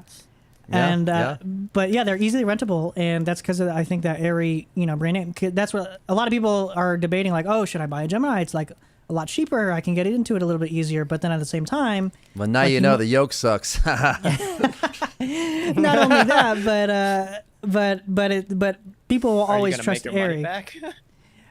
So I've No, made all my money back. I on, agree. I've made all my money back on my SkyPanel. So, what are your thoughts on that? Same. I agree. I've made my money back on my SkyPanel as well. It's paid off, and I'm stoked on that. I just thought again, not really rolling as deep, and not really. Sometimes I'm like the only dude in the crew. You know what I mean? So sometimes if like the S60 is a lot to break out. Sometimes if you're just trying to be nimble, and if you have like a high demand client with limited time for setup and stuff like that, you're supposed to kind of do things like that, like set up quickly and break down in this little area and whatnot. So I've always been relying on my Astras, which I rock those, again, a little 2-pack. But when I started getting the S60s, I thought the Gemini might be a little bit more nimble again from the lightweight and the ballast. And I was on a shoot that was using one, and the preset buttons on the back were super sweet. So the Gemini has a lot of things that I thought were very cool. And it's really just the yoke and stuff like that that's really like a Debbie Downer. But I agree that I think the Ari is definitely a brand recognition name to where clients know that it's going to work. They know it's going to tilt down. You know what I mean? They know that it's going to be good to go, where the Geminis are a little bit newer. And I feel like, I don't know if they rushed them off, because again, and I even saw that comment on a B&H, because when I buy it, like I'll research on B&H because they always have a lot of information on there, and I'll read down the comments. What are other people saying? How many stars does this thing have? It's got like like 3.5 stars and 2 comments. That's might not be the best, and they'll talk about a shitty yoke, which was the case here. But I think the brand recognition is definitely a little bit easier to rent, and you know that it's gonna work. Yeah, sometimes Because also my SkyPanel, when I first got it, it got knocked over. Like somebody knocked it over, smashed on the ballast. The ballast was all dented in. I was horrified, obviously. And then it still worked. And I took the ballast to Airy. The client replaced my ballast, and it's been rocking in the free world ever since. Yeah, and sometimes you do just have to bite that bullet for name brand stuff. Actually, I know I'm skipping a few comments, but I'll come back to them. Ratso is saying that name brands in this industry are everything. Most of my gear that not a lot of people know don't ever get rented, even if they're sometimes better. And yeah, and going back to Joel's also asking whether we should get a Aperture Nova instead of the Gemini. So that, that's also another thing too. Like Aperture's making a name for themselves. I'm seeing actually a lot of gaffers. They're starting to get a lot of Aperture gear, which is TNR. But again, for those other off brand or those once in a blue moon shoots that a lot of times they specifically ask for Airy, or they specifically ask for X and Y. I haven't yet. Me personally, I haven't been asked for specifically a Aperture yet. It's like oh, we need a SkyPanel, or we need a SkyPanel. So it's like there's that, but But to whereas if you're anytime Aperture is on set, someone will notice it. Absolutely. And I've been hearing a ton of it lately. Yeah. And we were actually, Jeremy, we did a commercial a couple months ago, and the gaffer that I was working with, he was saying that he had never really worked with the Apertures, and a little bit hesitant, but I brought them on as my kit, and he was super surprised with how they handled. So, again, I said this 3 that day. Yeah, exactly. I said this in a previous video. It's like, a lot of people don't rent the stuff, not because it's not good, but just because they're not familiar with it. So, a lot of great points there. Okay, I'm gonna try to rapid fire through some of these comments. We got a ton. I'm super behind. Ruckus is commenting on our lightings. The lighting that we have is beyond my head. I bought a $50 softbox and an LED bulb, and it doesn't even light a candle. So actually, let me take a moment so you can see kind of all of our setups in full view. So this is my setup. Actually, my home office. It's a little bit different, but it's working for me now. It's all right. It's not bad. We got Jeremy's in his garage. Just a good. Actually, he's been keyed with the SkyPanel. Yeah, that's the SkyPanel with the grid and quarter grid. Nice and simple. And then moving over to Sean, this is probably my favorite right here. You got a good old, nice and simple Gearside chat right here. This is it right here. This is what it's all about. Look at that. Little living room.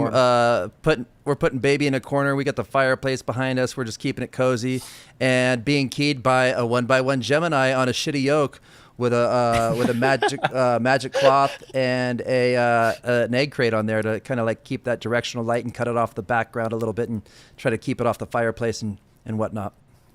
I like it.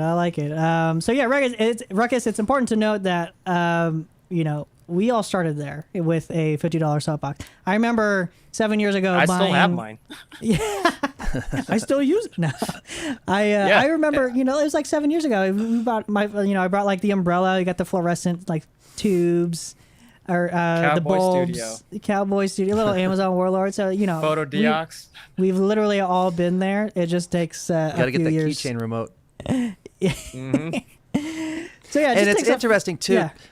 Because something I found with sometimes like when talking sliders, for example, like I got into I had a 5D, I wanted to get a slider, and there was a slider that I want, but I couldn't afford it. It was like $1,300 or something like that, and that was like out of the question. I was just like, I was gonna have to save up for the rest of my life, and there was another slider, it was like this air slider for like $200. So I spent the money on that, and that slider straight up sucked so bad, and it was like the worst slider on earth. And then I was like, damn, and now I'm $200 further away from the slider that I want.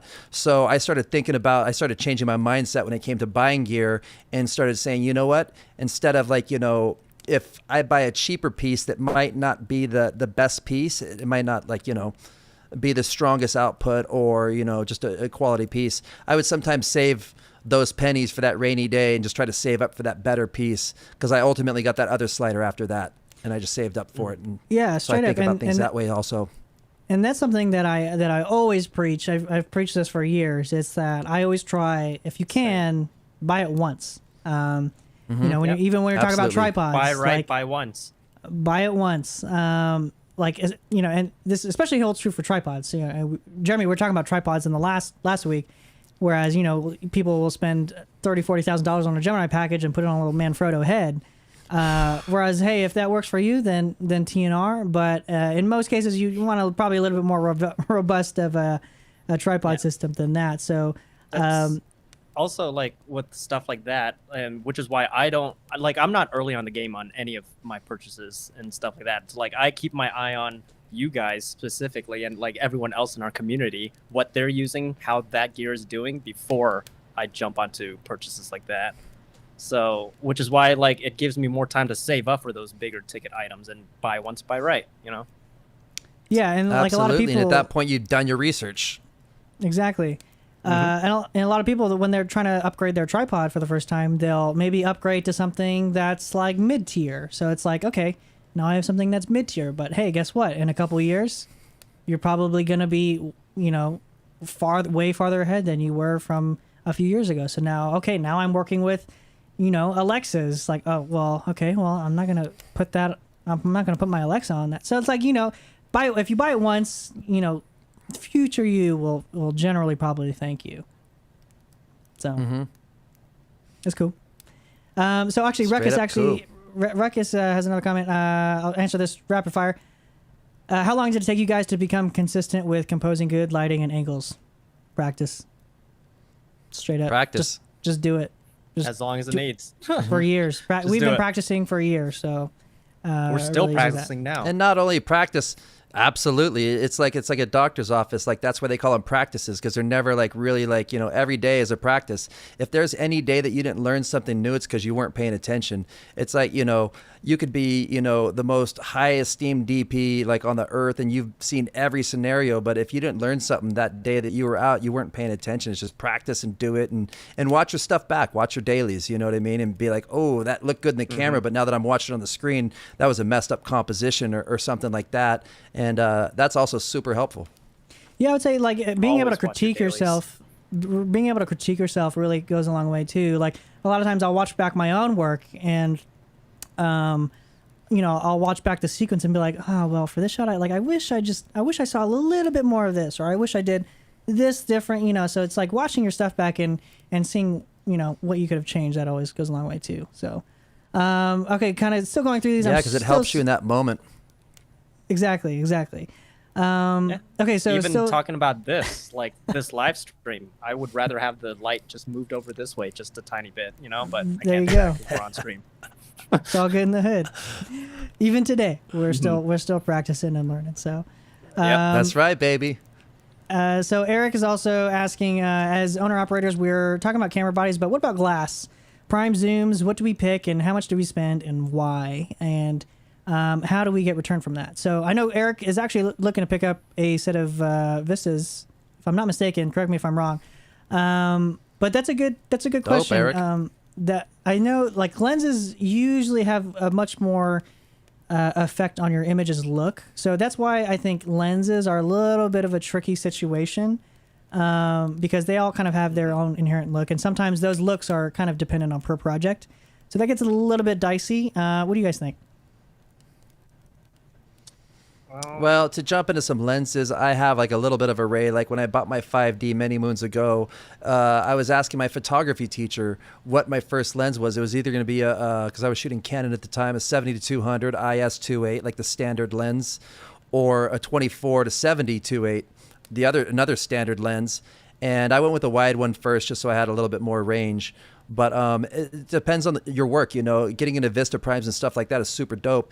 And if you have like the infrastructure to where your jobs are going to be like the primes will be great for you, then that's an amazing investment right there. And you can actually make money on those as well, especially if you are able as an owner operator to sell those to your clients. Like in more of a dock style scenario, if it's a more run and gun, you might want something a little bit more nimble to where you don't have to change lenses a lot. Like we picked up a 17-120, a Canon Cine servo zoom lens. It's a pretty expensive lens, but a 17-120 is a pretty you've got all your focal lengths there. If you can't really, you know, make it happen with that, and you're not missing shots while you're changing lenses between like a wide zoom or a long zoom. So even in thinking about stuff like that when purchasing lenses, but I feel like even starting off with a bunch of still lenses is a great place to start, and you know, and it's definitely a little bit nicer in the pocket. Yeah, I still only own still lenses, and it's really the bare minimum to do my job, really, because with lenses, it's so, for me at least, it's so dependent on the project that I'll usually just rent cinema glass, and if I need primes, I'll probably use the Vista primes from Rob, or if I need zooms, I can just get it from somewhere else. And the thing with action is, for at least for the projects that I do for our company, is more of a stylistic choice and also a logistical choice. Like how fast can we move? Because we need to knock out a lot of choreo in one day, or a lot of shots in one day. And stylistically, like sometimes Danny, director, he likes to do snap zooms. Obviously, you can't do that with a prime. So it's really just picking the right lens package for the gig. And since I do such a wide variety of gigs, that I haven't really locked down any package that I want to purchase for myself yet. Yeah, and I also Smart kind of going into a little bit more of the rationale in terms of why I chose the Vista Primes. I was looking at the Sigmas. The Sigmas are also obviously probably the next one of the most comparable sets when compared to the Vistas.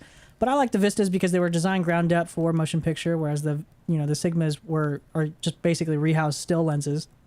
But also the image circle. So that way I'm kind of more so future proofing myself. I kind of don't like using that term, but I'm more or less future proofing myself for whatever camera system I'm moving into. So, seeing that the industry is very, very slowly moving to a large format. And who knows what the sensors will be like in 10 years? Like, will full frame be a new standard? Will something larger than full frame be a new standard? So that way, I'm able to still, on the amount of money I spent on my lenses, I'm still able to use them that far often. And also, they have a very, very characteristic look that I just love looking at, and that's just more so of a personal thing. And I think and also they're T15 across the line, which is something you don't really find with a lot of other lenses. So yeah, no, I love me some Vistas. So that's awesome. Absolutely Geeked is in the house. We got a comment from Adonis. Hey. Fight all the money. I'm getting a Panasonic S1H for YouTube because bad autofocus is the GOAT. Straight up. Yeah, I thought I'm pretty sure you were. Weren't you looking at an A7S? Anyways, I'm gonna try to barrel through these. Ratso is also saying, out of all my gear, light panels, light mats, and quasars, my most rented gear are par cans. Yeah. DNR. Absolutely. I like them. Yeah. Dude, they need to make a park hand that's LED. Yeah, and like, what market is that? I wonder. Like, where's Ratso from? Is he in like California or Nevada? Yeah, 'Cause let us know. Let us know. I'm always wonder like just Live like entertainment? what like How it yeah, because I differs. feel like around Vegas we get a lot of like quasars, light panels, light mats, like a lot of like sky panels, like LED type stuff. So yeah, that's awesome. George is asking if we only had E-mount glass, would I buy a Canon or another non-Sony camera body? Would I buy a Canon or a non-Sony? If you had E-mount glass, why would you buy another? I'm confused by your question. I would buy a Sony body. Right? Am I reading that weird? I would. Yeah, because you can't No. adapt the mount glass to Canon bodies. So Yeah, at least for now. I mean, it depends on what you're doing. So ultimately, that's Yeah. there's your answer. Marco's asking, will we all eventually have to buy a van? I don't think so. It kind of just depends. Like for me and Sean, it just came down to we just own so much stuff, and that could maybe that's not for you. I know for some people like they hate owning gear, so ultimately it all depends. But also another side to that point is that the fact that we have a van, that way we're able to stack up a bunch of rentals, and I love it's not maybe as fun loading because you have to schlep around all this gear into your van, but when you have the jobs, when you're renting out all of this stuff, that's just line item after line item after line item that you wouldn't be able to you wouldn't even literally be able to bring it if you had a normal car. So Yeah.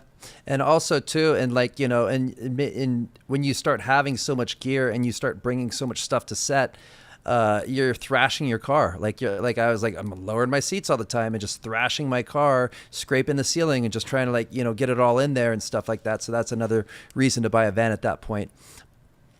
Yep. In my opinion. So it's usually best to stay away from using your personal stuff. So Allie's asking, okay, I'm going to make this rapid fire. So you both each have 2 sentences to answer this question. Jeremy, to start with you. How do I start working in the industry, or do I have to go to film school? 2 sentences. Start making stuff. Just start making stuff and meeting people. All right, Sean. Doesn't matter if it's at school or in the industry.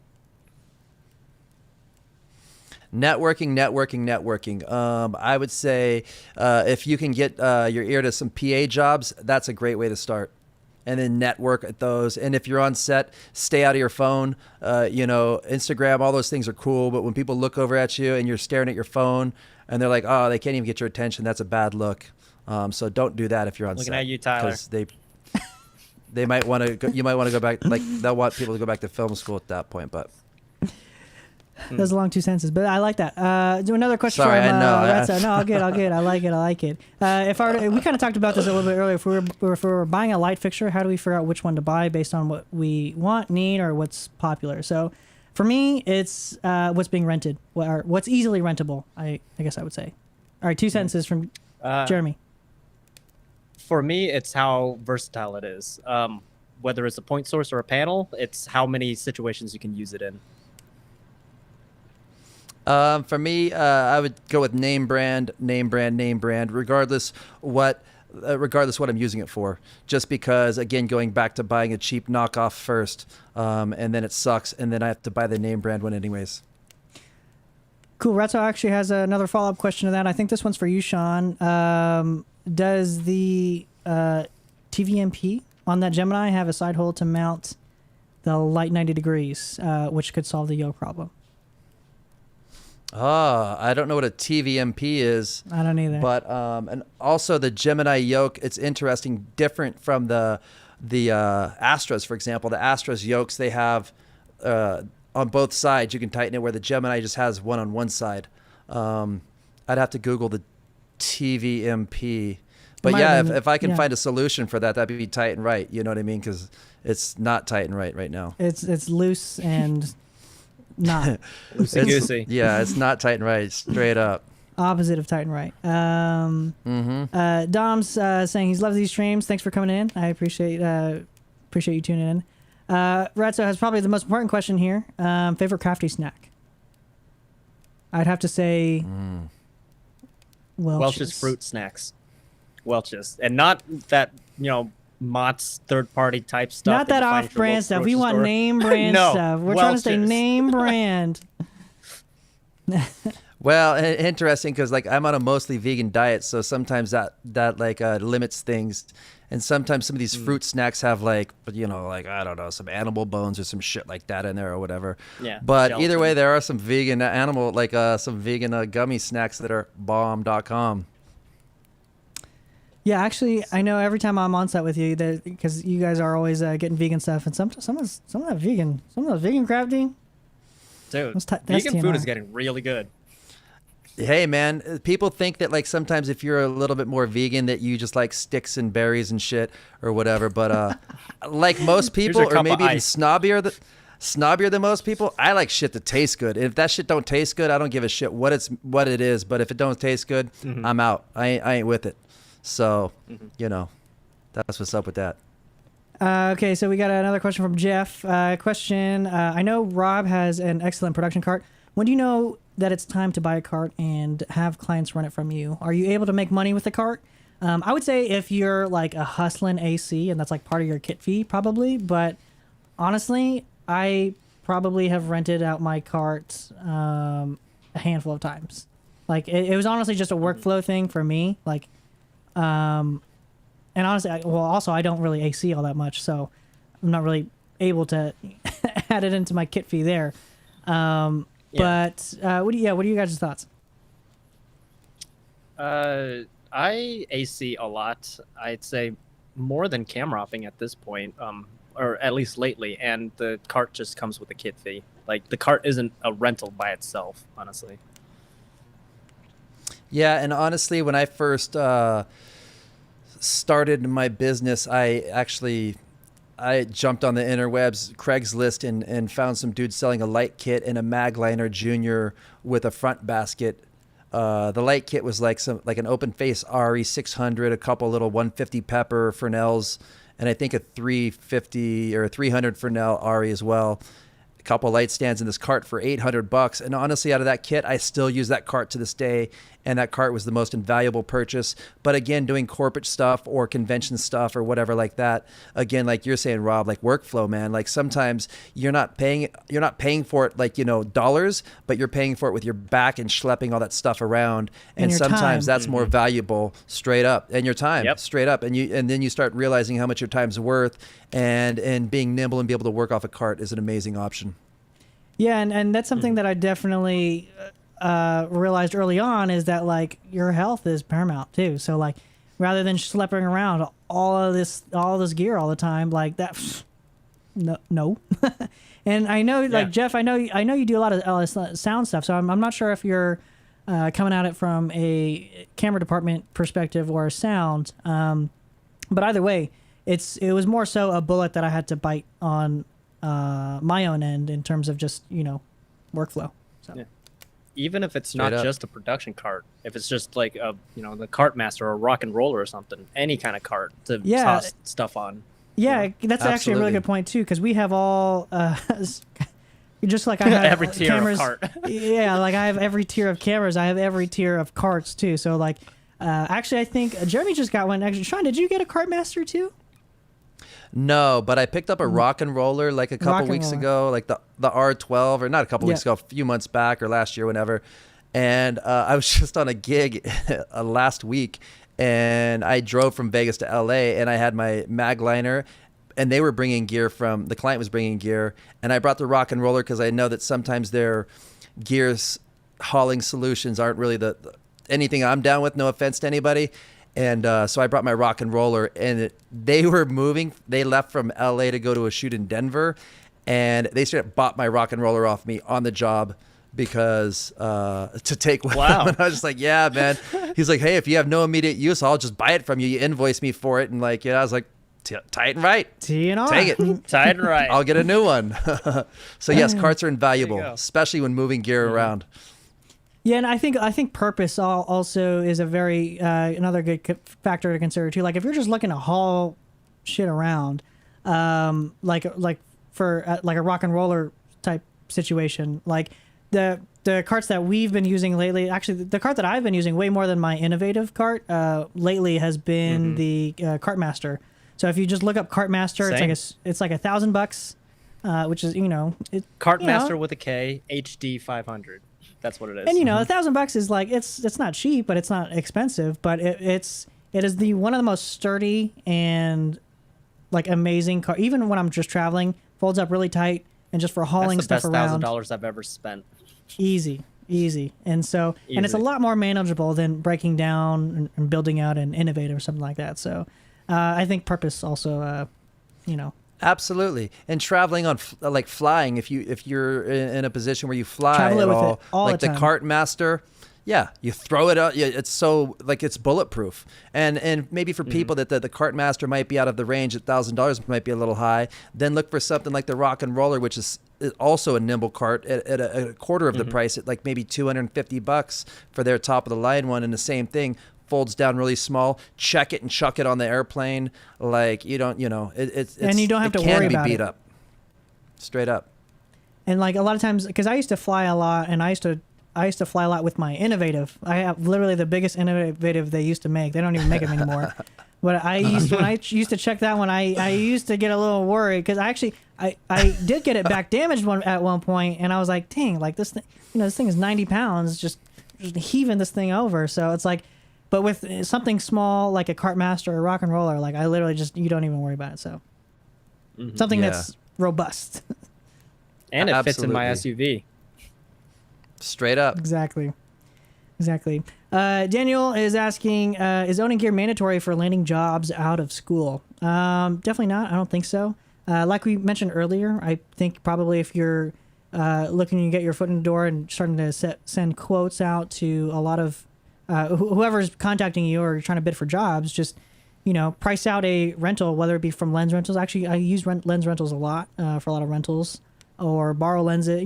There's a bunch of them, Lens Pro to go, and then rent that out. I mean, you'll obviously need a tiny bit of capital just to actually place the order, but then you'd pass that off to the client. So I don't think owning gear is necessary for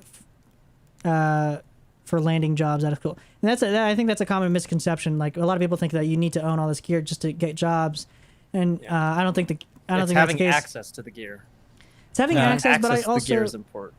it's having access, but I also think that it's it's the work too. I think the work is what'll get you the jobs in the first place, but also, and then once you get enough jobs under your belt, that's when you have to start getting the capital, start buying gear. So. Yeah, John, and if it makes sense for you. Yeah, everybody's workflow is a little bit different, but yeah, I don't think that it's necessary to own gear to start getting into the game. But I would say definitely start out with a camera that you're comfortable with, from a camera perspective, and like you're saying, Rob, like rent it from like a Lens Pro to go or a Lens Rentals or something like this. And it's even one of those things to where we sometimes rent gear that we don't really have access to, and we'll rent it just to mess around with it and figure it out, and see if it's cool for something that we might use in the future too. So I think definitely, and if it's something that you want to get into the owner operator game, I'd say start small and kind of build off of that, and build off of like what you're comfortable with, investing in, as well as kind of put your ear to the ground and see what, clients are going to be getting, or wanting rather, excuse me. Like if you got a camera that has a super cropped sensor and you don't have really any like wide lenses, like that might be a challenge. So you might, maybe if that's your only option, you might want to try to get some wider lenses, or maybe that might not be the right camera for you. But yeah, definitely start smaller, a little bit more manageable. So what I started doing when I was first starting out was I didn't even tell clients who were asking for specific gear that I didn't have that gear. I just said, yeah, I can get that for you, and then I'll rent it from somewhere else. And then that way I don't lose the job, both my day rate and that potential client coming back to me. There's things like that where you can juggle around, where you can just rent it from someone else, or from lensrentals.com or something, and then or even go your out, homies. do the job. Now exactly. And now you've built that rapport with that client, and then they'll come back, and maybe the next time they come back, you'll already have that piece of gear. Yeah, I that's something that you've done a lot too. Like a lot of times you'll either borrow or rent gear from me, and so like that's another great way to pass off and just kind of bring everyone else up too. The film community is like passing off rental. I'm doing that right now. I'm homies know that I own gear, so it's like, okay, well yeah, I can rent some stuff out to you. Absolutely. Q Cinematography is asking, this is actually really good. I love this question. What do you, or what does the film industry look for in a camera operator?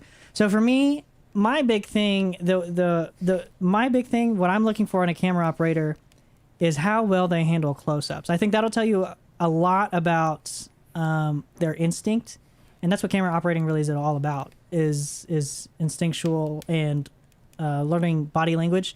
So that's the one thing that I always look for, because whenever I'm looking for a good camera operator, I'll see how good they operate on a close-up, because that's when you have to really be on your game. You have to really be on point, and everyone has different tastes, sure, but also how well do they adapt to corrections, or how well do they adapt to notes that you might have for them. So that's one thing. That's my big thing. And a lot of times, sometimes I'll work with people and I'll be looking at their close-up, and I'm like, oh, well, I don't know if I would have done this or done that. But again, this is all subjective. But for me, it's about the close-up. What about you guys?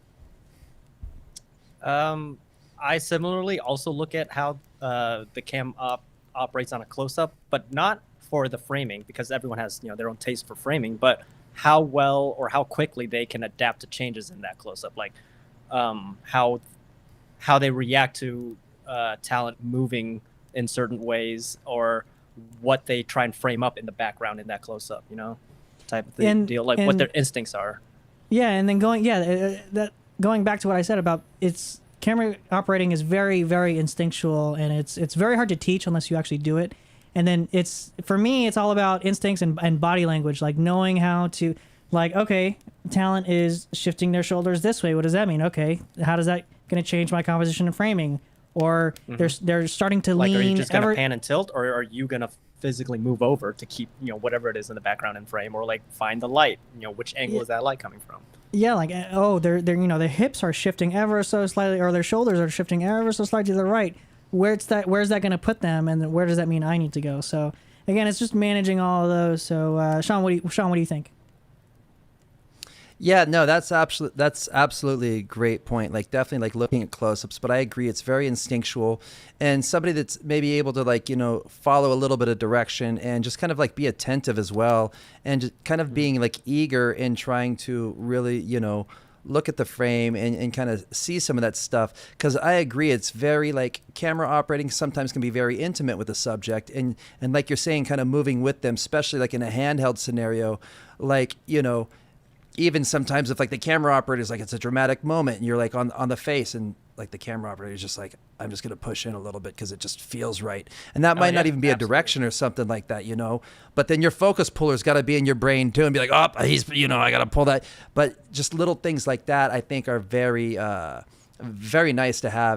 But it's hard to look for that stuff too. So it's, it's hard to find someone with that type of, eagerness, but I think that can definitely be felt and trained and stuff like that. So, like all the technical stuff can be trained, but it's the how does it instincts. feel? I don't know how else. How does it feel?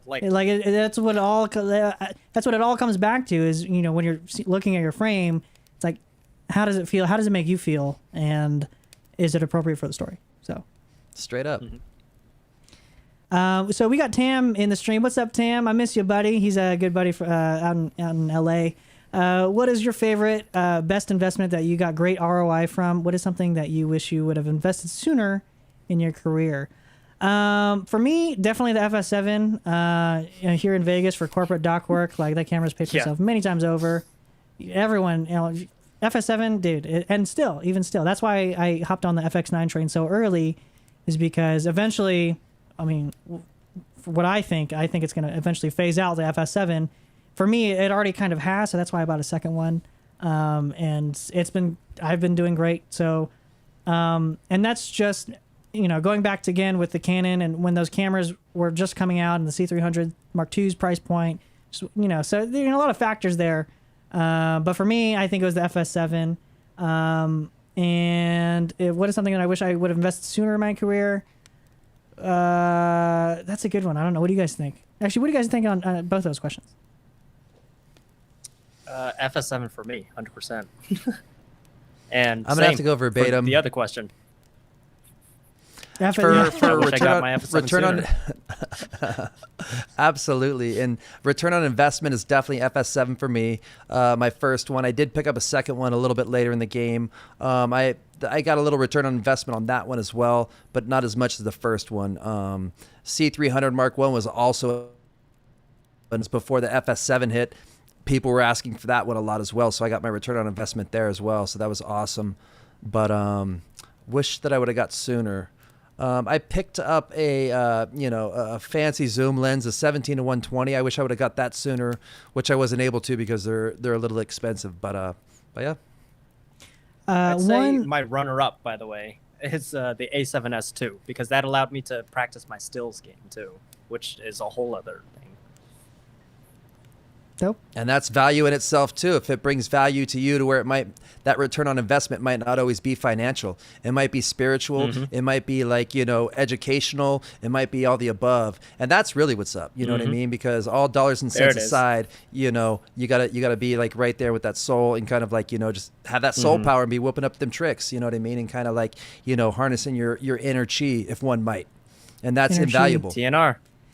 So, going back on that, so again, following along that train of some of those investments might not be financial.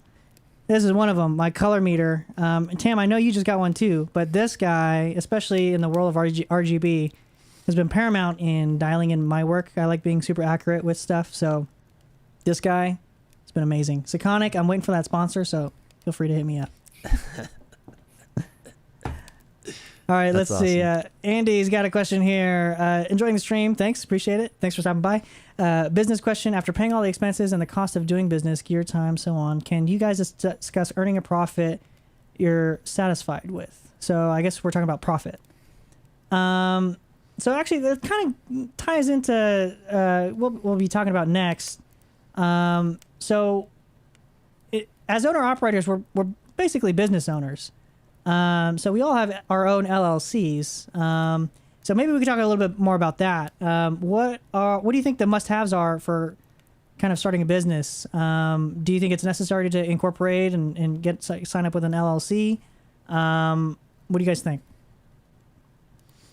I like the LLC route. I personally started an LLC before I left my last job, which I didn't get fired from. That was a production job, but I started an LLC then, and I thought that was. I knew another guy that I looked up to, another cinematographer. He was a DP in the industry.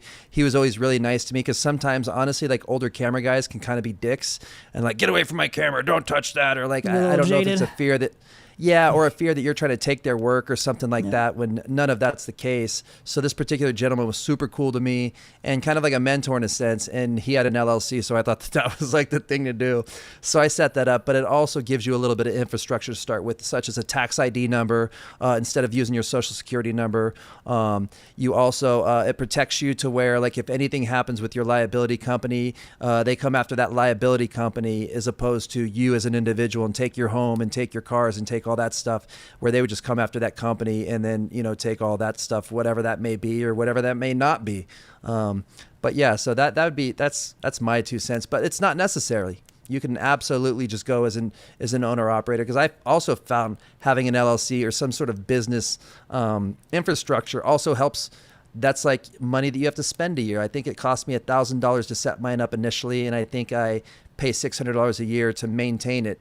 And those are numbers that can go towards my write-offs at the end of the year, because some of us in this industry it's hard having enough write-offs. And that's maybe another reason why I purchased so much gear, to help, outweigh some of that money, to where I'm oh, okay, you owe 20 grand this year or something like that, to where, help offset things with write-offs. So that's another thing that I think that personally.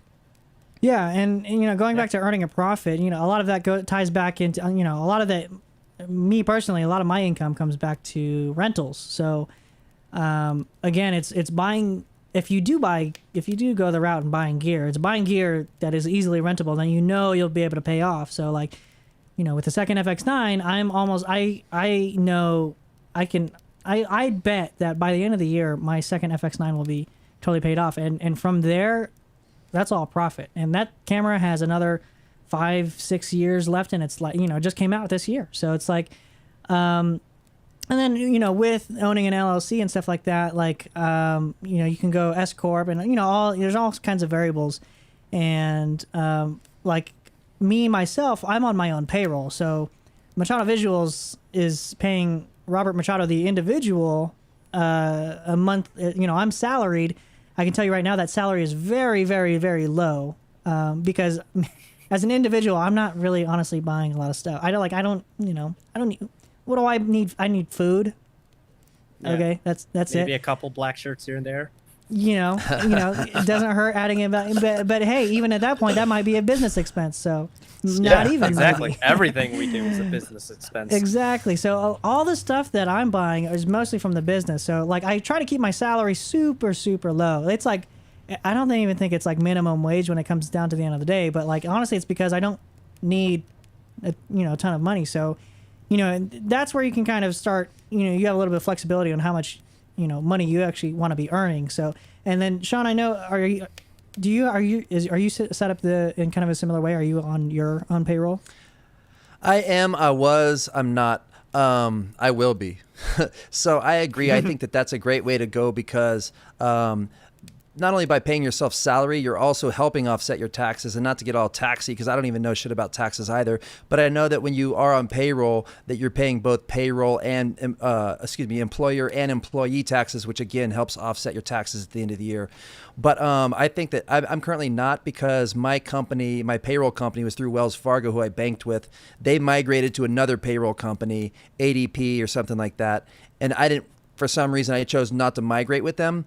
And so I still haven't migrated, but ultimately I think is what I'm going to end up doing, which I intended to set up earlier this year, was payroll through QuickBooks. To again, just to kind of like keep that one-stop shop and just kind of keep everything in QuickBooks and kind of like, it's a little bit more expensive that way, but again, I'm the only person in the company. So, and like you were saying, Rob, it's all a company expense. And again, it's all a write-off as well at the end of the day. So, but yeah, I think that's a great model to have. Yeah, and I think that's also another great benefit. That's what I'm using right now. I'm on payroll through QuickBooks, but I don't even manage it. I have a CPA in a firm that doesn't even live in the state, that they handle all my business.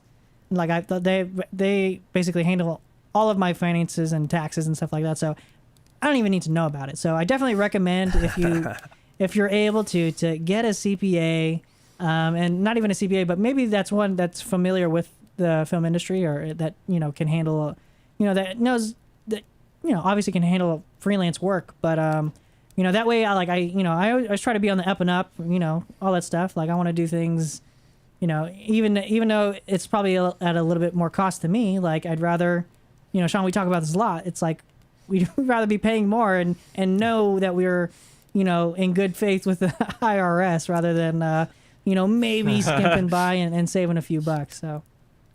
Absolutely, man. And I've known people to be kind of like, on the wrong end of the IRS stuff, and that's not fun. And I've heard about it from other folks in this industry, because again, at the end of the day, if I hire you and I'm saying like, okay, I'll pay you $100 for the day, I give you $100. I don't give you $84.63 to where I'm taking the taxes out. So at the end of the day, and not for $100, let's say $600. So if I hire you for $600 for the day, then you're an independent contractor. You don't have an LLC. You don't have anything like that. You're just a dude or a dudette. Then I'm going to straight up I'm going to 1099 you at the beginning of the year, and I'm going to claim that $600 that you made on my side, so the IRS will know about it. You know what I mean? So things like that. So yeah, it's a little something like a little not a safety net, but just again, staying on the up and up. Because if you get too far behind that, it could be a little bit hard to catch up on that. Yeah, there's a lot of liabilities, and there's a lot of legal repercussions that you could be facing. So definitely recommend getting a CPA. And going that route. I might be able to, if you're looking for one, maybe recommend mine. Sean, maybe recommend yours, whatever. We need that affiliate link for CPAs. Really quick on a rapid fire, this question from Jeff. What's my favorite size for monitoring for clients?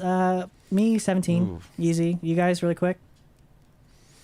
17. Sometimes I wish it was 24, but but again, for client, 17 is great. 17. And kind of going along on that, I know there's a few questions in the chat. We'll get to those in a sec. But kind of following the train on being a business owner, we mentioned this earlier, but insurance. I know there's also a question about this. Mm-hmm. Insurance is super important to have, obviously. We all have insurance. And it's actually That's something why I that's, have an LLC.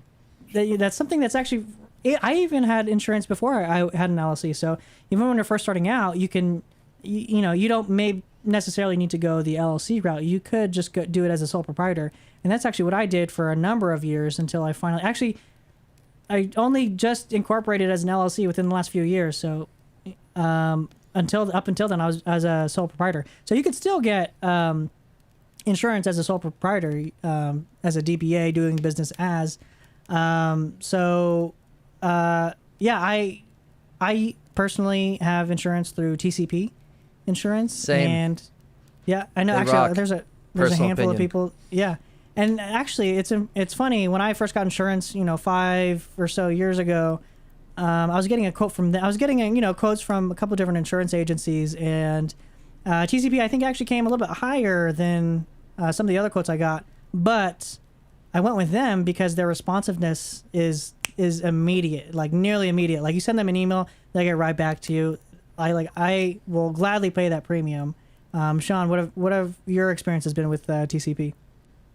Same, and the one thing that I've learned through the grapevine about renting gear, and another important reason to have a insurance. So if you want to rent a camera from or lighting and grip from a rental house or something like this, lenses and stuff, oftentimes you're gonna have to provide a COI, a certificate of insurance.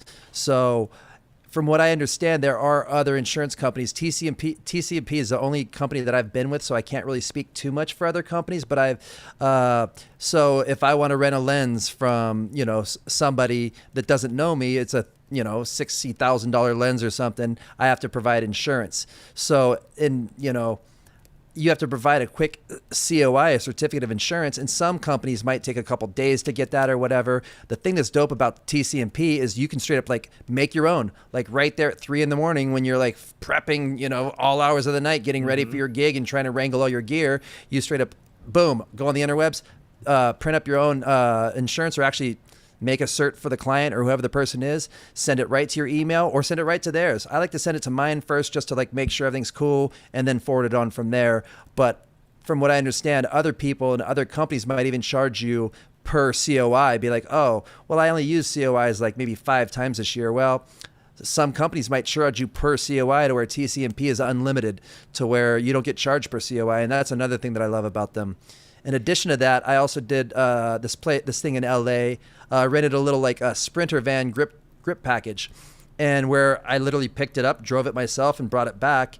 And to rent that, I had to add a certain policy, to be able to rent this vehicle as well. And TCMP, again, boom, super snappy on the responsiveness, added it right to my policy, and it's just very easy to deal with them. And like you say, Rob, I don't mind paying that little extra premium to have that reassurance and make sure that my stuff's running smooth, the transparency's there, and the communication's solid. Yeah, and speaking about COIs, another thing too is sometimes you'll get very, very specific instructions for COIs. So if you're renting a piece of gear or whatever, or even financing. So even when I financed my lenses, I needed specific, very specific language on the certificate. And so what I'm able to do is I'm just able to forward. I can just copy and paste it and forward that to my, agent or whoever, and they're like, okay, we'll take care of it. And then they'll add what, a lot of the stuff straight up goes over my head, but they'll take care of it. And then, that's another great thing about having a pretty good insurance agency. Yeah, time right. Definitely, because if you don't speak the language, they do. Because like you, I don't really speak the language. It's that's another reason why I have them to kind of school me, because I'm I don't know, first day. What? Yeah. And then going back on in terms of actually fees, I know that every year you're required to pay a fee that updates all of your COI. So I think they don't pay necessarily per COI, but they pay a yearly fee to basically update it and basically renew that certificate fees for all your certificates. So. That's interesting. Yeah. And another thing that I feel has been coming up a little bit lately too is people have been inquiring about workman's comp and carrying your own workman's comp on your company, through your insurance, which is something that I added earlier this year as well. which again brings that premium up. But however, I just got offered a job for a few days, and he asked about that. He's like, well, are you a loan out, or are you like, a dude? Basically asking if I'm going to be on payroll as me, or if I'm going to go through my company. And I told him my company. He's like, cool. He's like, do you got that workman's comp life on there or whatever? And I was like, as a matter of fact, I do, player. So that was cool. And I was like super stoked to already have that in play. And that was tight that it came up. And I was like, okay, cool. I'm glad that, because sometimes you're like, am I just paying for this shit for no reason or whatnot? But yeah, they're definitely super cool to have. Yeah, and that's actually something that came up last week. So Jeremy and I were on a gig last week, and to get paid, we're basically required to go through payroll, which I think might take a little bit longer as opposed to just sending them an invoice, because to send them an invoice you needed workman's comp. Otherwise, you needed to be paid through payroll. So another important difference there. But yeah, also good to know. Yeah. So Spectre's asking here, still catching up. As a first AC who's now transitioning into shooting low budget music videos, how do you suggest price quoting potential clients without scaring them off for music artists without labels or managers? That's a good question. I think a lot of it comes down, and this is more so even general advice, I would say, is that to let them know that whatever rate that you have come up with for yourself, let them know that it's negotiable. So this happens to us all the time. We'll send off a quote, like we'll get an email from a producer. I'll send off a quote and then ghosted. Never hear from them again. This happens to us all the time. So another thing that I also like to add in my emails is like, if need be, we can, adjust rates if necessary, to a certain degree. So that's also something, to note in. What have your guys' experiences been with that? Same. Just let the client know that you're flexible and you can work with their budget. So yeah, absolutely samesies. And like sometimes too, it's like, because and ignorantly, I just assume that people know that everything is negotiable. You know what I mean? So when you send out a quote and they just disappear, you're like, oh, okay, like. Because, for example, if somebody sent me a quote and I was like, this is too high, I'd be like, hey, man, is there any way we could like work with these numbers at all, instead of just ghosting, you know what I mean? And yeah, if you 9 out of 10 start that times they'd be like, yeah, straight up. Yeah, if you don't even know start it's that possible. dialogue, then you can't, there's nothing will ever come of it. And, that's, to the fault of a lot of the producers. But, there's one time, actually, Jeremy, on the last, the commercial we did on July or whatever, August, I sent off my initial quote for that commercial, and a producer called me up and was like, listen, I don't know what to tell you. This number is astronomical. And I was like reassuring. I was like, listen, like, no worries. Thanks for letting me know. We can work with your budget. Thanks for at least calling me. He said astronomical? I don't know if he said astronomical, but I was going to say it's a commercial. He was a little bit flabbergasted. It was for a nonprofit, whatever. Okay. But still. But he was, you could tell by him on the phone, he was like at a loss for, he was like, listen, like he couldn't even speak for a second. So, but at least he engaged that dialogue. So, we still got Straight it up. going. It was fun. So. And that's what's up.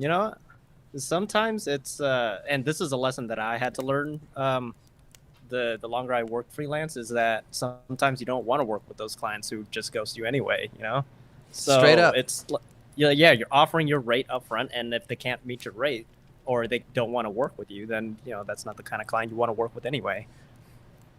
Yeah, I agree, man, because sometimes even some of those low budge things are it's hard because sometimes people don't want to pay more, but they want more out of you. They're like, well, can you do like a 12-hour day? It's going to be lower money, and it might be like last minute-y, and usually you might have to deal with a ton of bullshit. But those are good things to cut your teeth on, you know what I mean? I think you need to definitely tread through, definitely pits of shit for, to cut your teeth and like, learn, the workings of the business, I guess, and build those networks, you know what I mean? And learn. Yeah. And then that way you'll start to understand and learn like what's acceptable and what's not. Well, hopefully, you know what I'm saying? Yeah. Like, Jeremy, there's a job that we recently did that we didn't get fed. Oh man, Our lunch, our lunch was straight up a bag of chips. Yeah. That was not cool. Yeah. Homie, don't play And that. I had to get Homie, that don't myself. play that. Yeah, at the bare minimum, you should be getting fed, but Yeah, that was not cool. But anyways, that's not cool. Logan's asking, And which is funny because lunch go ahead, often go with ahead. most gigs, I was just going to say lunch is like, for me, lunch is very important.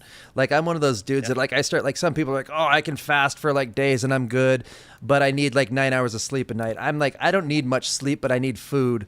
And so lunch is definitely something that I'll often And not negotiate. that Little Caesar stuff. No. Not hot Like, red yeah. pizzas. Like if you're low balling your crew, at least get them good crafty and food, you know?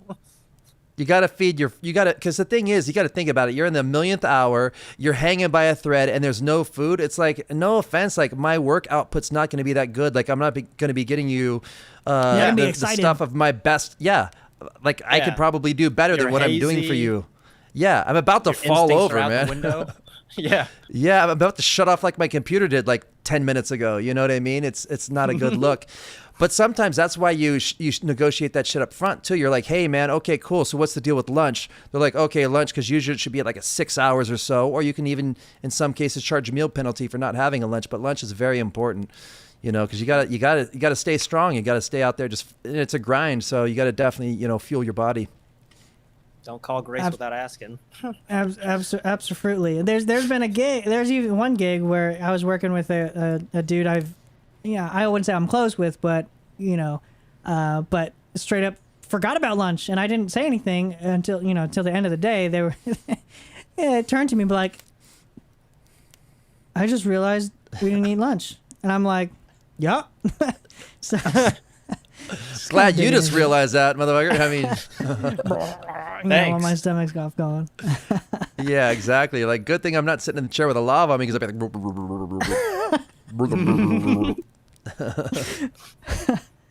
Oh gosh. Okay, so going back to Logan's question, how and when did we start finding good paying clients and ones that understand paying extra for a higher end camera?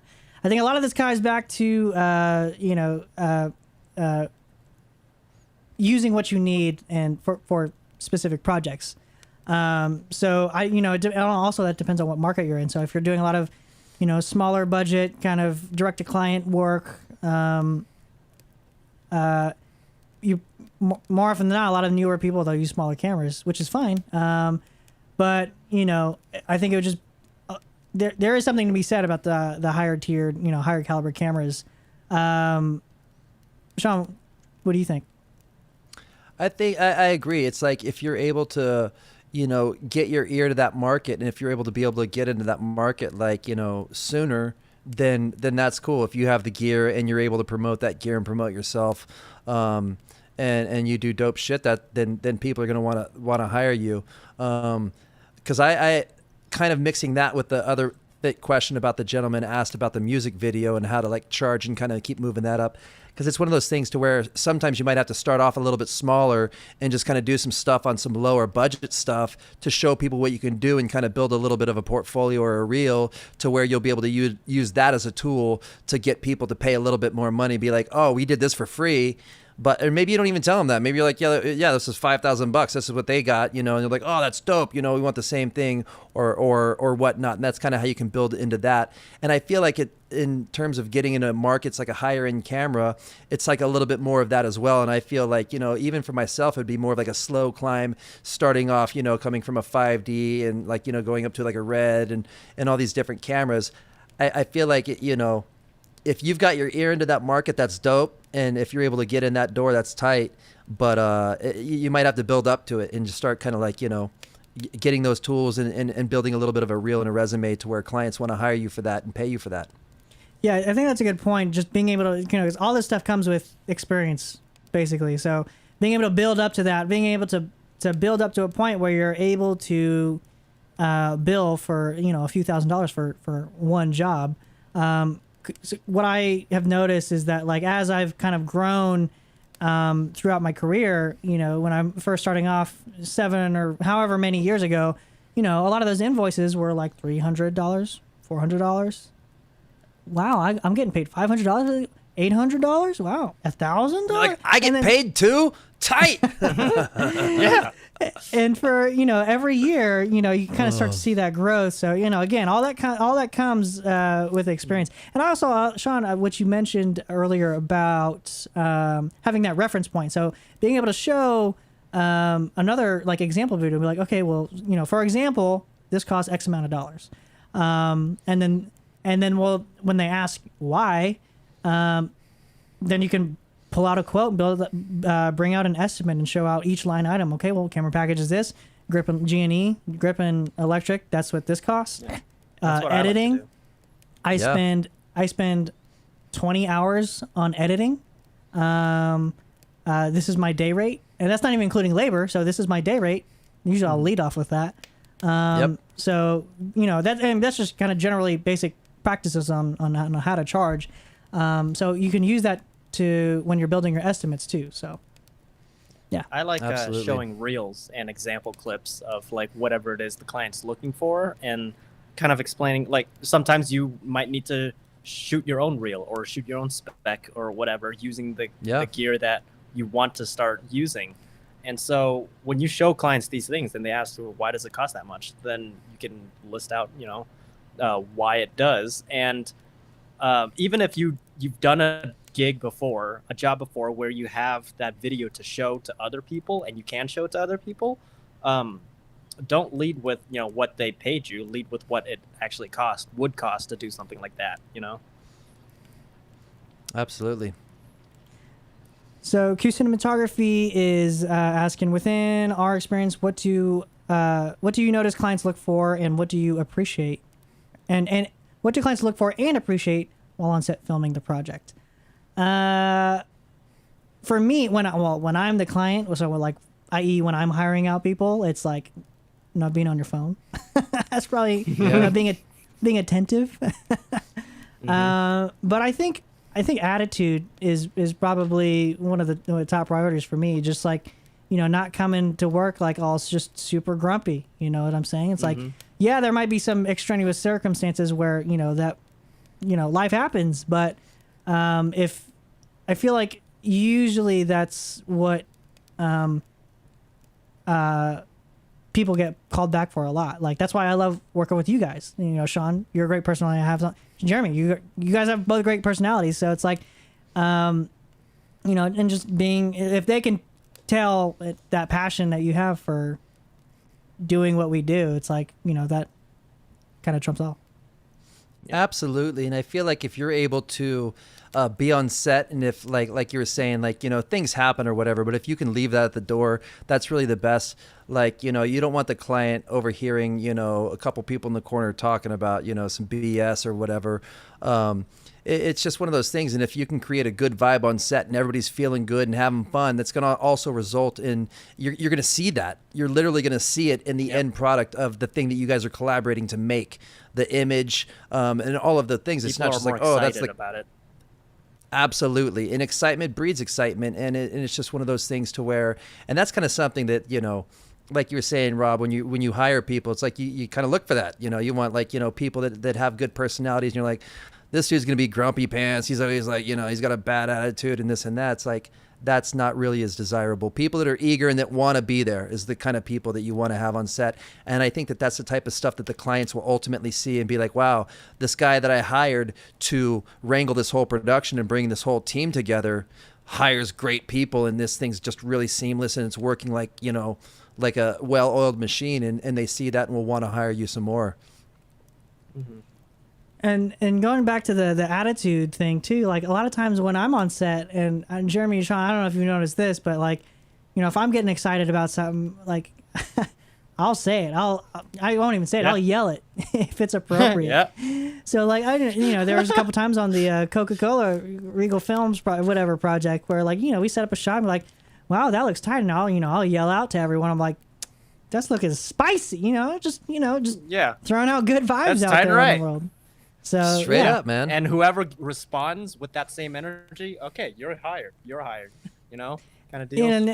And a lot of time, what I'll do is I'll try to, involve maybe even some of the quieter people on set too. So I'll interact and engage with them. So like if there's like a PA standing off to the side, I'll like turn to them and I'll be like, what you think of that spice level? Is it good? Or is it, what number would you rate it? So, it's just kind of involving. On the Scoville. Come on, we're on the Scoville, baby. What fucking level we at, baby? Come on. Let's go. So for me, absolutely.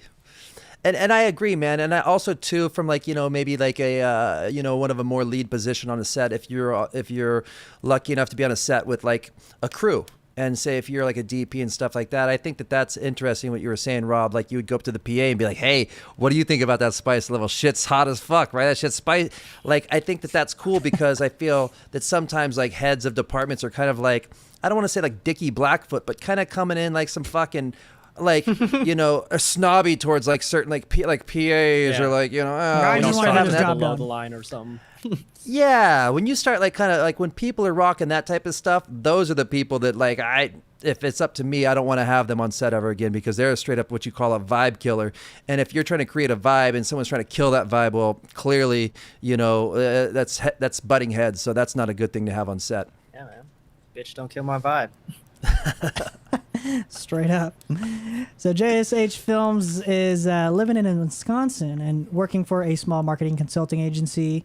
What's a good way to separate your work from your competitors? What do you guys think about this question?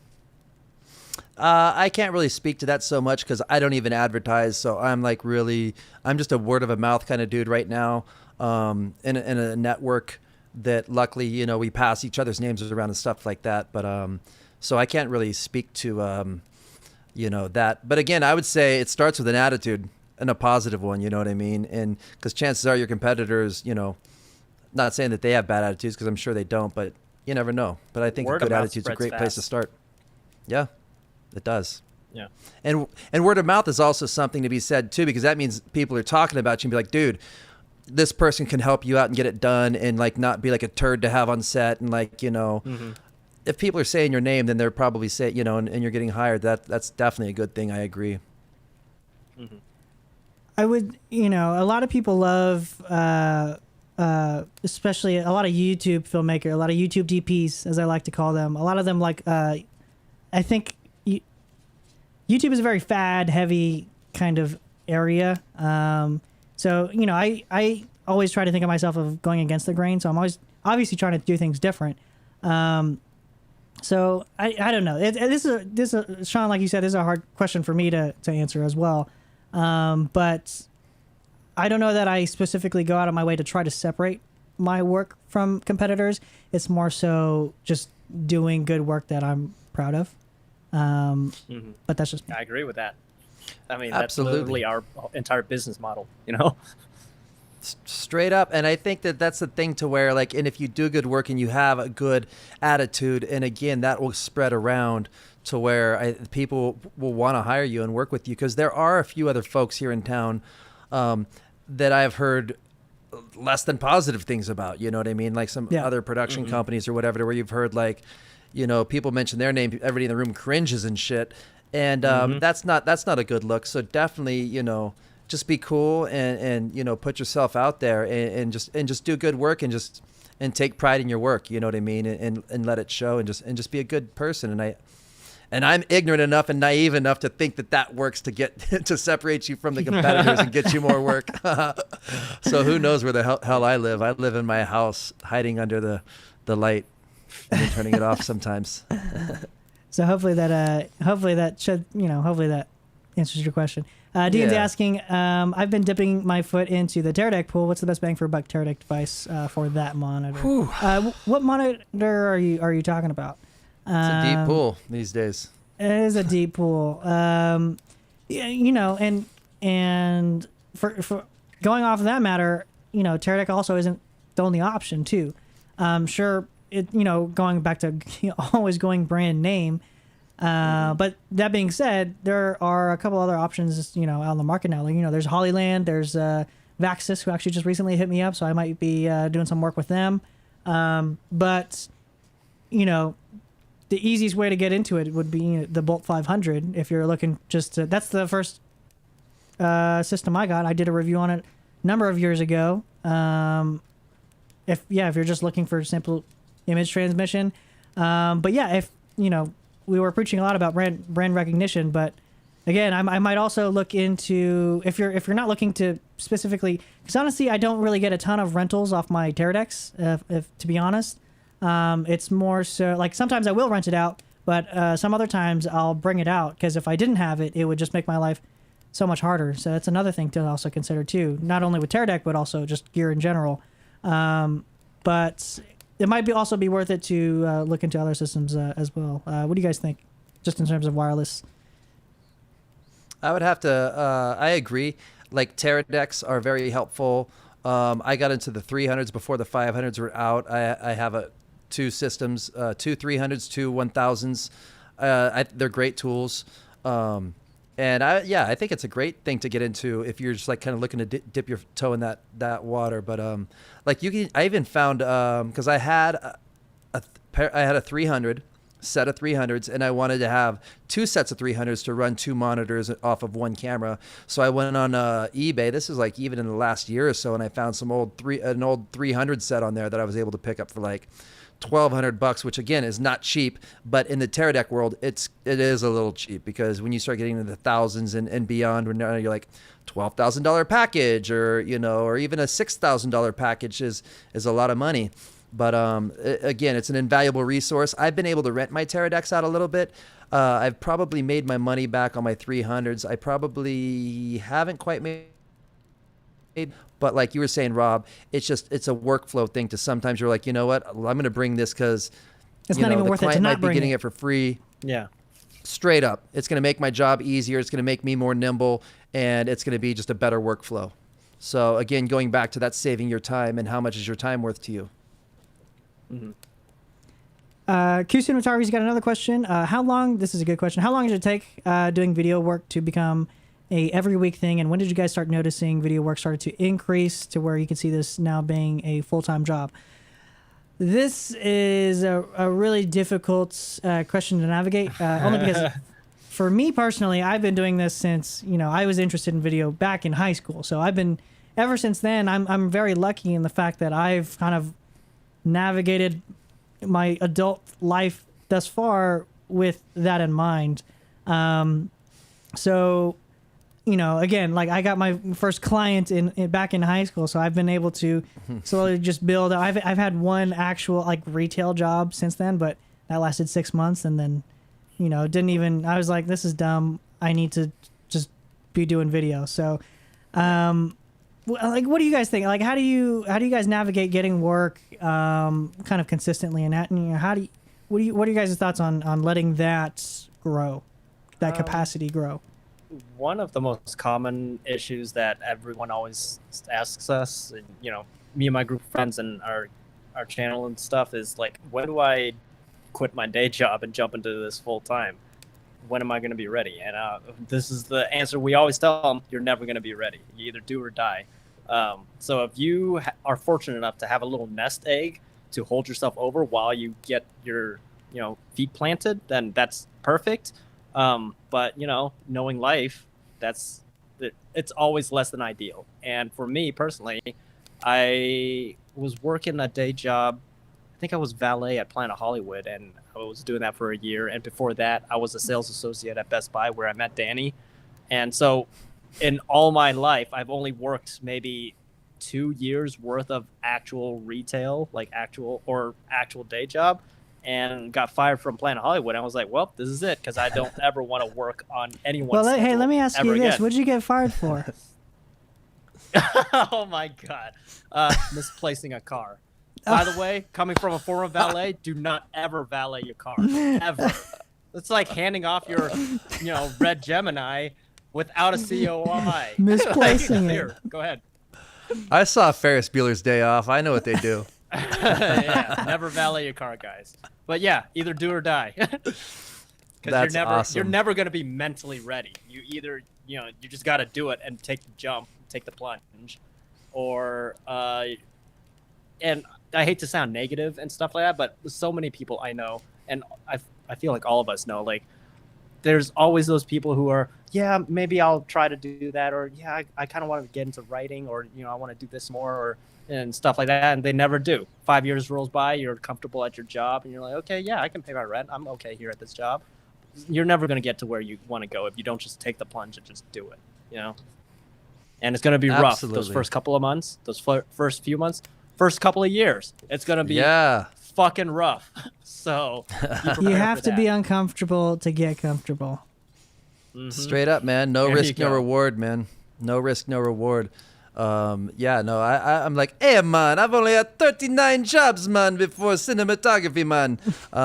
Not to date myself, but yeah, man, it's one of those things too. And I think it definitely starts with self-belief, and you have to like really like just be like, that's what you want to do, you know, internally, and then you start working towards that goal. Because if you're like, yeah, that would be cool to do, but you don't really want to do it, then you're like you were saying, Jeremy, you're not going to drive yourself. You're going to 5 years later, you're still kind of not really pursuing those goals. And sometimes it's you know, in terms of like getting clients though, and being able to quit your day job, so to speak. Like I was like you, Jeremy, I got fired from a job, and literally I had a mortgage, and I had no job, and I lived by myself, and that was scary also. So I started learning how to cook also a lot.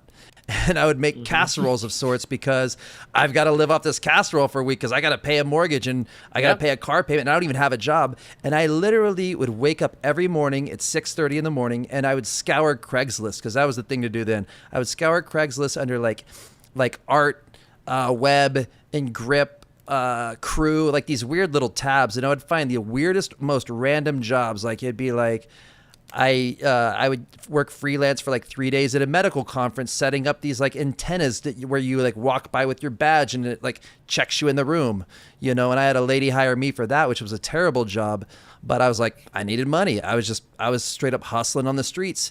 And then, and she even called me to negotiate later on, trying to give me a lower rate. And I told her to kick rocks on that shit. But yeah, and again, goes back to networking, and is how you network is you just scour those jobs, and don't be afraid, and don't be too proud to do anything. You know what I mean? Be like, oh, I'm gonna be a camera person. I'm not gonna do a fucking PA job. I'm not setting up lunch. I'm not gonna go make these runs around town. I'm not making this return to Home Depot or whatever. Be like, well, you're also not getting called for the next job. You know what I mean? So it's like your eagerness and stuff like that also kind of helps lead you into people be like, hey, this person looks dope, man. They'd be dope as an AC. We should pull them into camera land next time. Let's try to get them on the job. You know, a lot of it again in relationships and rapport, but in terms of building clients and getting to that point where you're like, now I get to quit my job and I've finally arrived at my new job, you know, that's dicey, but it's weird because you need to be available also to do freelance gigs, which is sometimes cruxy when you have a normal job. Like when I first got into it, I was serving tables at a restaurant to where we were able to be like, hey, you know, so-and-so, can you cover my Thursday? I got a call for a PA gig. You know, I'll pick up whatever shift you want me to. And if you work with like in a job like that, that's also helpful. And that helped me kind of rack up more jobs and build more relationships that way. But when I first got into it, my first PA job, it was a dope job. They were shooting on film. It was this camera, like 10-ton trucks, like the whole nine. I was like, this is fucking dope. And I was like a PA. They were like, hey, you know, fucking, you know, straight up my first PA run, 40-person crew, go to everybody, get their drinks for Starbucks, and then go to Starbucks by yourself and get the fucking drinks and bring them back. Have fun with that one. So you got to get creative. How are you going to carry them? 40 different drinks. I mean, it's Starbucks. Like, fuck it. Like, Pro you've got tip, by all the way, the good. Rubbermaid. Straight the fuck up. Yep. And either way, they hired me for like 2 days, and then 7 months later hired me for another 2 days. And I was like, how the fuck do people make a living in this industry? Like, I thought that was the only resource. This was the only team making stuff. So again, networking, I was able to build a little bit more of a network and get a little bit more busier. But yeah, it's definitely no risk, no reward, man. It gets cruxy, but if it's something you want to do, it's something you'll make sacrifices for. Yeah. I think networking has a big play in that too. Like a lot of times those lower position jobs will, you know, that's the step ladder to, you know, either becoming an AC or even just starting to shoot stuff. And, you know, we are talking about more actual like productions type stuff as opposed to kind of direct to client, smaller gigs. But, you know, again, it's kind of being well-rounded and being able to kind of facilitate both. That's, I think, where we come in as owner operators. We are able to hang with kind of both sides of the spectrum, doing direct to client stuff and facilitating and providing for those clients. But also when we do have the jobs where we are able to step on a larger set with a larger crew, like, you know, we can hang. So that's in my opinion, that's kind of what kind of defines an owner operator, someone who's able to hang with kind of both sides of that spectrum. So yeah, absolutely. And the networking part also doesn't just pertain to, you know, word of mouth stuff or like knowing people, you know, personally, but that also extends to, you know, social media nowadays. And that's honestly how I was able to skip the line doing PA work and working up the ladder that way, is because I spent all of my time building a YouTube channel and gaining experience that way while working freelance, and direct to client stuff freelancing. And then when it came to production work, I was able to get on production work as an AC or as a loader or as utility or something like that, because I had my stuff on my YouTube channel to show the fact that I know, quote unquote, know what I'm doing, even though I didn't really. So I was able to skip the PA line and go straight to like utility work and stuff like that, and gain my experience that way. So, I mean, just another way around that door. Straight up. That's dope. That's what's up. well, hopefully that helped answer a part of your question. Yeah. So we're rounding out a lot of these comments here. George is saying, Crush is a sea turtle who speaks in the manner of a surfer dude, which is totally the dude on the right. I'm like, Right on. Righteous. is that me? That's you, man. I had to like Hi, hold up Ren, my bro. hands. Well, fucking You A, know, Renee. from Finding Nemo. Have you seen Finding Nemo? I think I did, but I've fucking formatted some partitions of the hard drive, so I've got to, yeah, it'll rebuild. Yeah, you'll need to YouTube Crush from Finding Nemo. I think that's Okay. what George is referring you as, which is cool. Crush is. I Crush is appreciate it. tight. Thanks, George. Yeah, that's One of my favorite dope. characters. Thank you, sir. All right, so we finally kind of rounded out a lot of those, caught up with a lot of these comments. So the last thing I kind of want to talk about here is maneuvering 2020. So 2020 is obviously quite the curveball of a year. We've all had to pivot in some sort of way. With everything going on, what have your experiences been like? My experiences have been, I was very blessed to have a great start to the year. Up until literally March 13th was the day that I was on a multi-day job that wrapped, and that was also a day that I stopped working. And I had future jobs after that, like, peppered out throughout the, mid-year or whatever, that eventually just dried up one by one and went away.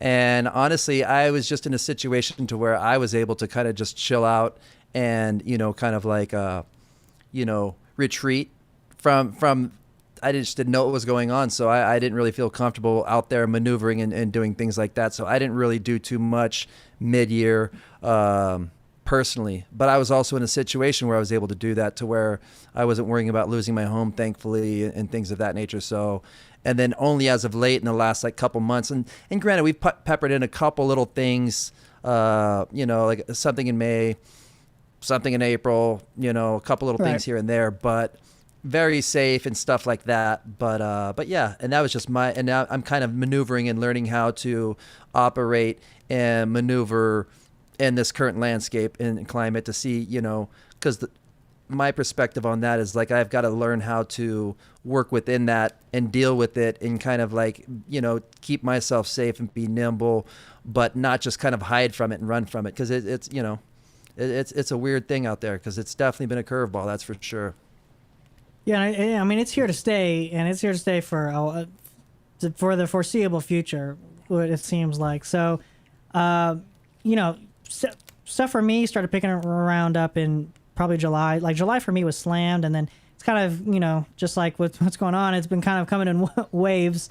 So a lot of my work seems pretty last minute, though. Like, I'll get hit up a lot for the week before for jobs and stuff. But and for me, like, I don't do a lot of reaching out, or I don't do a lot of outreach. I'm not on like Staff Me Up or whatever, kind of applying for jobs and stuff like that. Where I'm lucky that I'm in a place where, I'm just starting to get hit up from either previous clients or just, referrals and stuff like that. So, in terms of actually getting work, Sean, what has it been like for you? Have you just been kind of slowly starting to accept, like, did you start kind of turning away work and then slowly start to accept work, or like how's been getting work for you been? It's been a little bit of that. Like, I didn't really turn away too many things. Really weren't too many things coming down the pipe, to be honest. There was like maybe one thing that came through that I got weird about, and just, I wasn't available that day because I was in a weird space, to be honest with you, man. This whole thing has just been crazy, and it kind of affected me earlier in the year, like mid-year. It kind of affected me in a weird way, to be honest. And so I really wasn't comfortable going out there and doing stuff because I didn't really know how or things like that, and just being a little bit too in my head about it maybe. But lately things have been picking back up, and clients have been reaching out again, and it's just like, again, trying to learn how to navigate safely within all this stuff. And just because, like you're saying, this isn't going away anytime soon, in my opinion also, and so I feel like the more nimble that I'm able to be within this and learn how to do things safely is beneficial, because that's what's up, or trying to do something else, and I'm not going to try to do something else. So yeah, it's just kind of like learning how to be safe and operate in it. So I've actually had clients, I feel like there's been a little bit of surgeons coming out, and I don't know, if people are just, because October for me turned crazy, like it went from the month prior to not very crazy at all to having some more stuff in October. And it was just, I think that people are starting to come out and look for more needs as well. And so maybe there was other people that felt the same way that I did, but they need to get things done now. So they're just like, hey, let's start hiring people again and start doing stuff. So it's been good. Yeah, I feel like things have definitely started to relax a lot lately. I mean, for better or for worse, but that could probably, has something to deal with the resurgence of work. So, Jeremy, one thing I want to ask you is, what are some ways that you've had to adapt given the current landscape?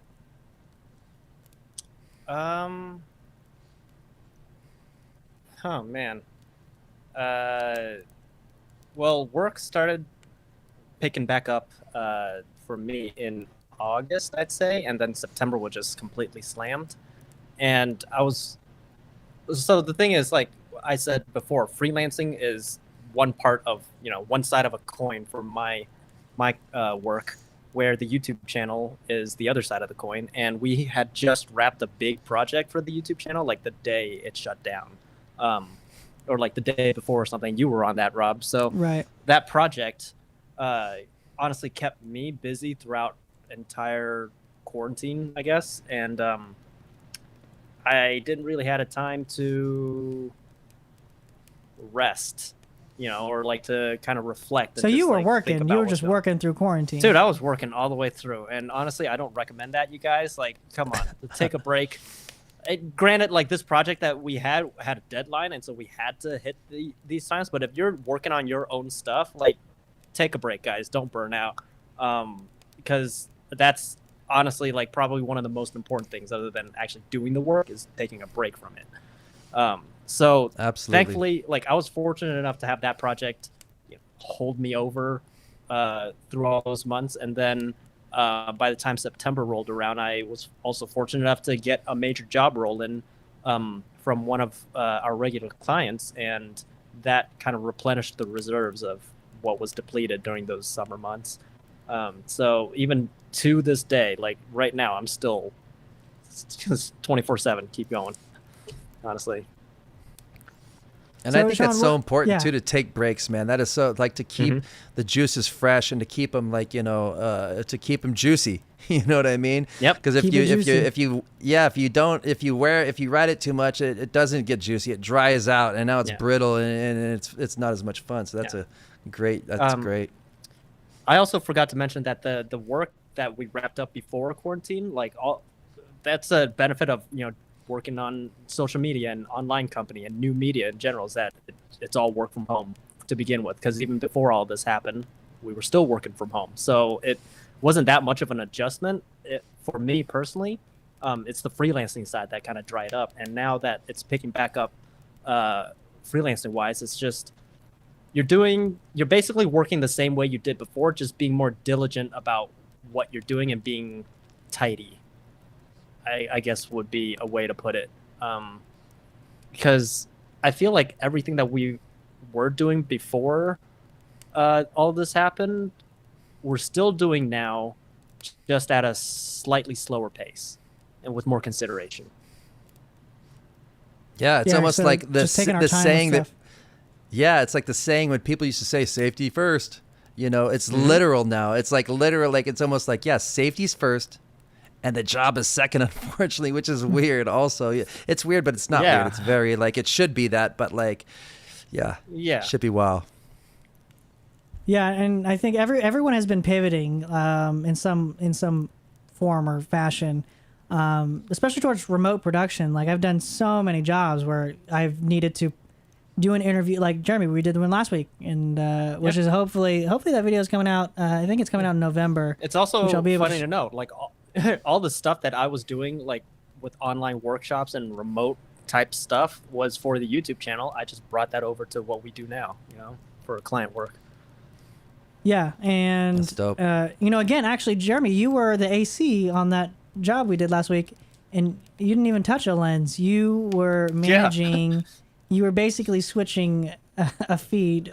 And handling playback you and stuff. You were handling playback, so it's just it's crazy. So I think I think production has definitely gravitated, especially towards live production. So if you're able to package that and offer that to clients somehow in some fashion, that's definitely valuable. And thankfully I was doing dipping my feet in some live stream event stuff starting the beginning of the year and the end of last year. So I was lucky that I already had all this stuff, so I was able to easily integrate that in and provide for clients that are doing all of these remote Zoom meetings, remote whatever. So one of the pieces of gear that we use a lot is the Aja UTAP SDI. So that's just a simple way to pipe in your camera feed and plug it into a computer. I like the Aja. Actually, Sean, you're using that now, right? That's correct. I've got a bada bing.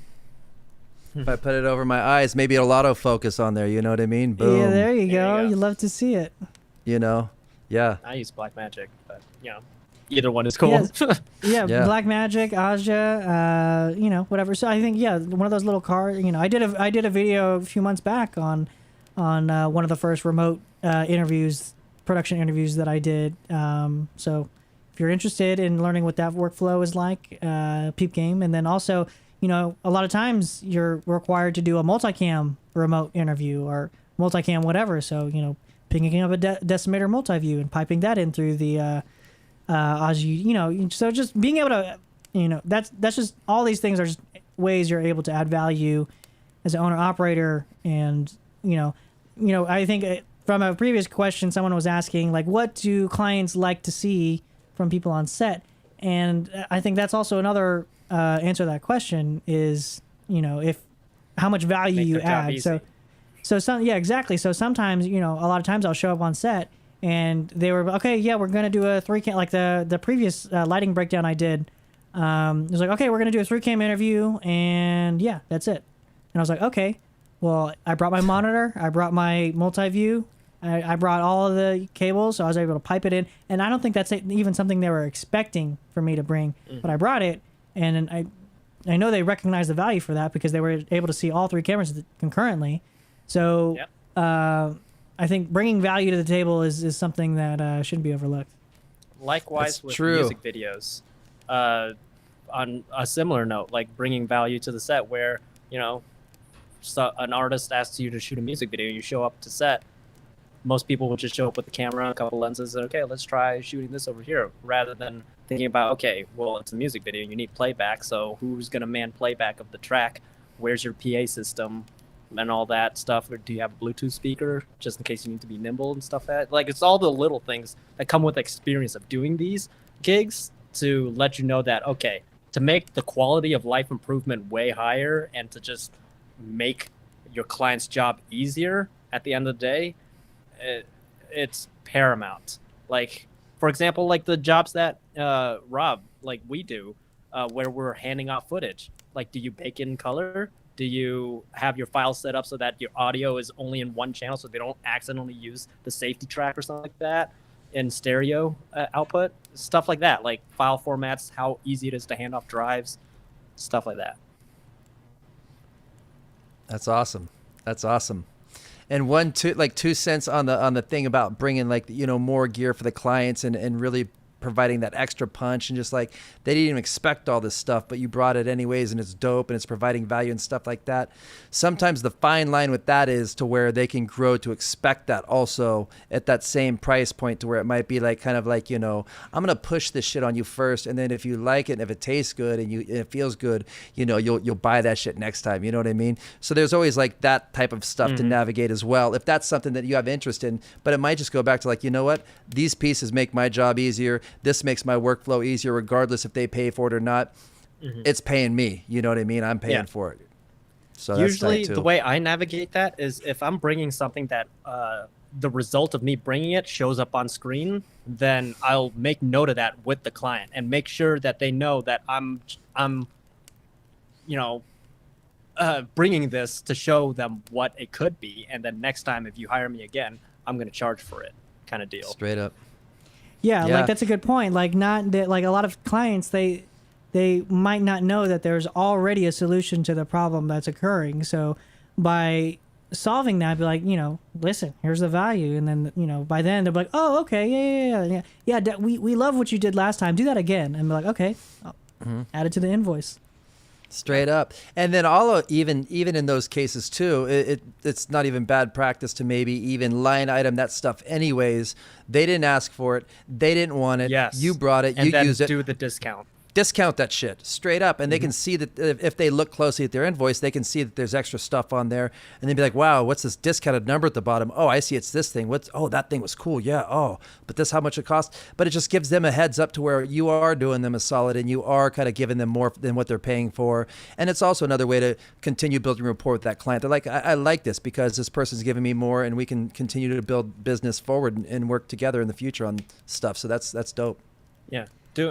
Doing discounts on line items is like one of the best ways to get on the good side of a client, because you can put full price on that line item and then do a discount like a buddy rate, or even if you just charge higher than what you actually charge that item and then do the discount back to normal price, they'll already feel way better about that. Yeah, there's various ways. It's definitely a great tool.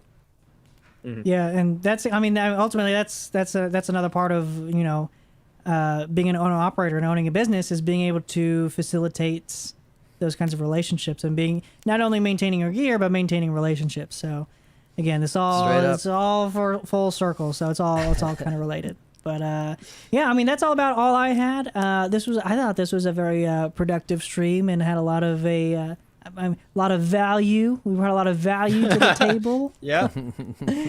I mean, in my opinion, I mean, you got someone that comes across this video, someone comes across this video, they have 3 hours of, a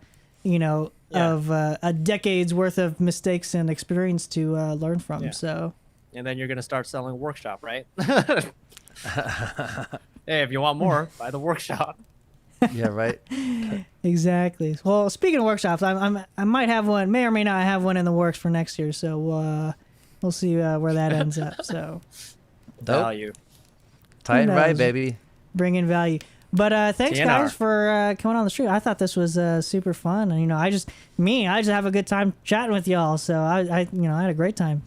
Samesies. I appreciate you guys having me on here. This is my first time ever on the interwebs, man. So it's like, you know, yes, Sean, wild. This is your little debut. You know, coming out from under your rock. Let's give full, full feature there. So. Damn, shit. I want to kick a backlight, but I ain't gonna. Hell yeah. No, I do appreciate it. Doesn't mean you should. That's right. That's right. Less isn't always, or more isn't always more. Yeah. Less is sometimes more. Yeah. Yeah. Also, that's another thing that I've come to know, learn as I kind of get older and go throughout my career, is that less is more sometimes. So, you know, sometimes that's all you need. Noodle on that. So, yeah, again, thanks again for everyone, the 30 to 40 people that are in the room. Jeff, thanks for coming by. Again, we'll need to get you on that Ronin S2, and you know, maybe we'll get you on the stream showing off some Steadicam stuff. So that might be cool. Yeah. Dopeness. All right, guys. Well, thanks again for watching. If you sent in a question and it didn't get answered, leave it in the chat. We'll try to get to it. But again, thanks for watching, and we'll see you in the next one. Thanks, guys. Peace.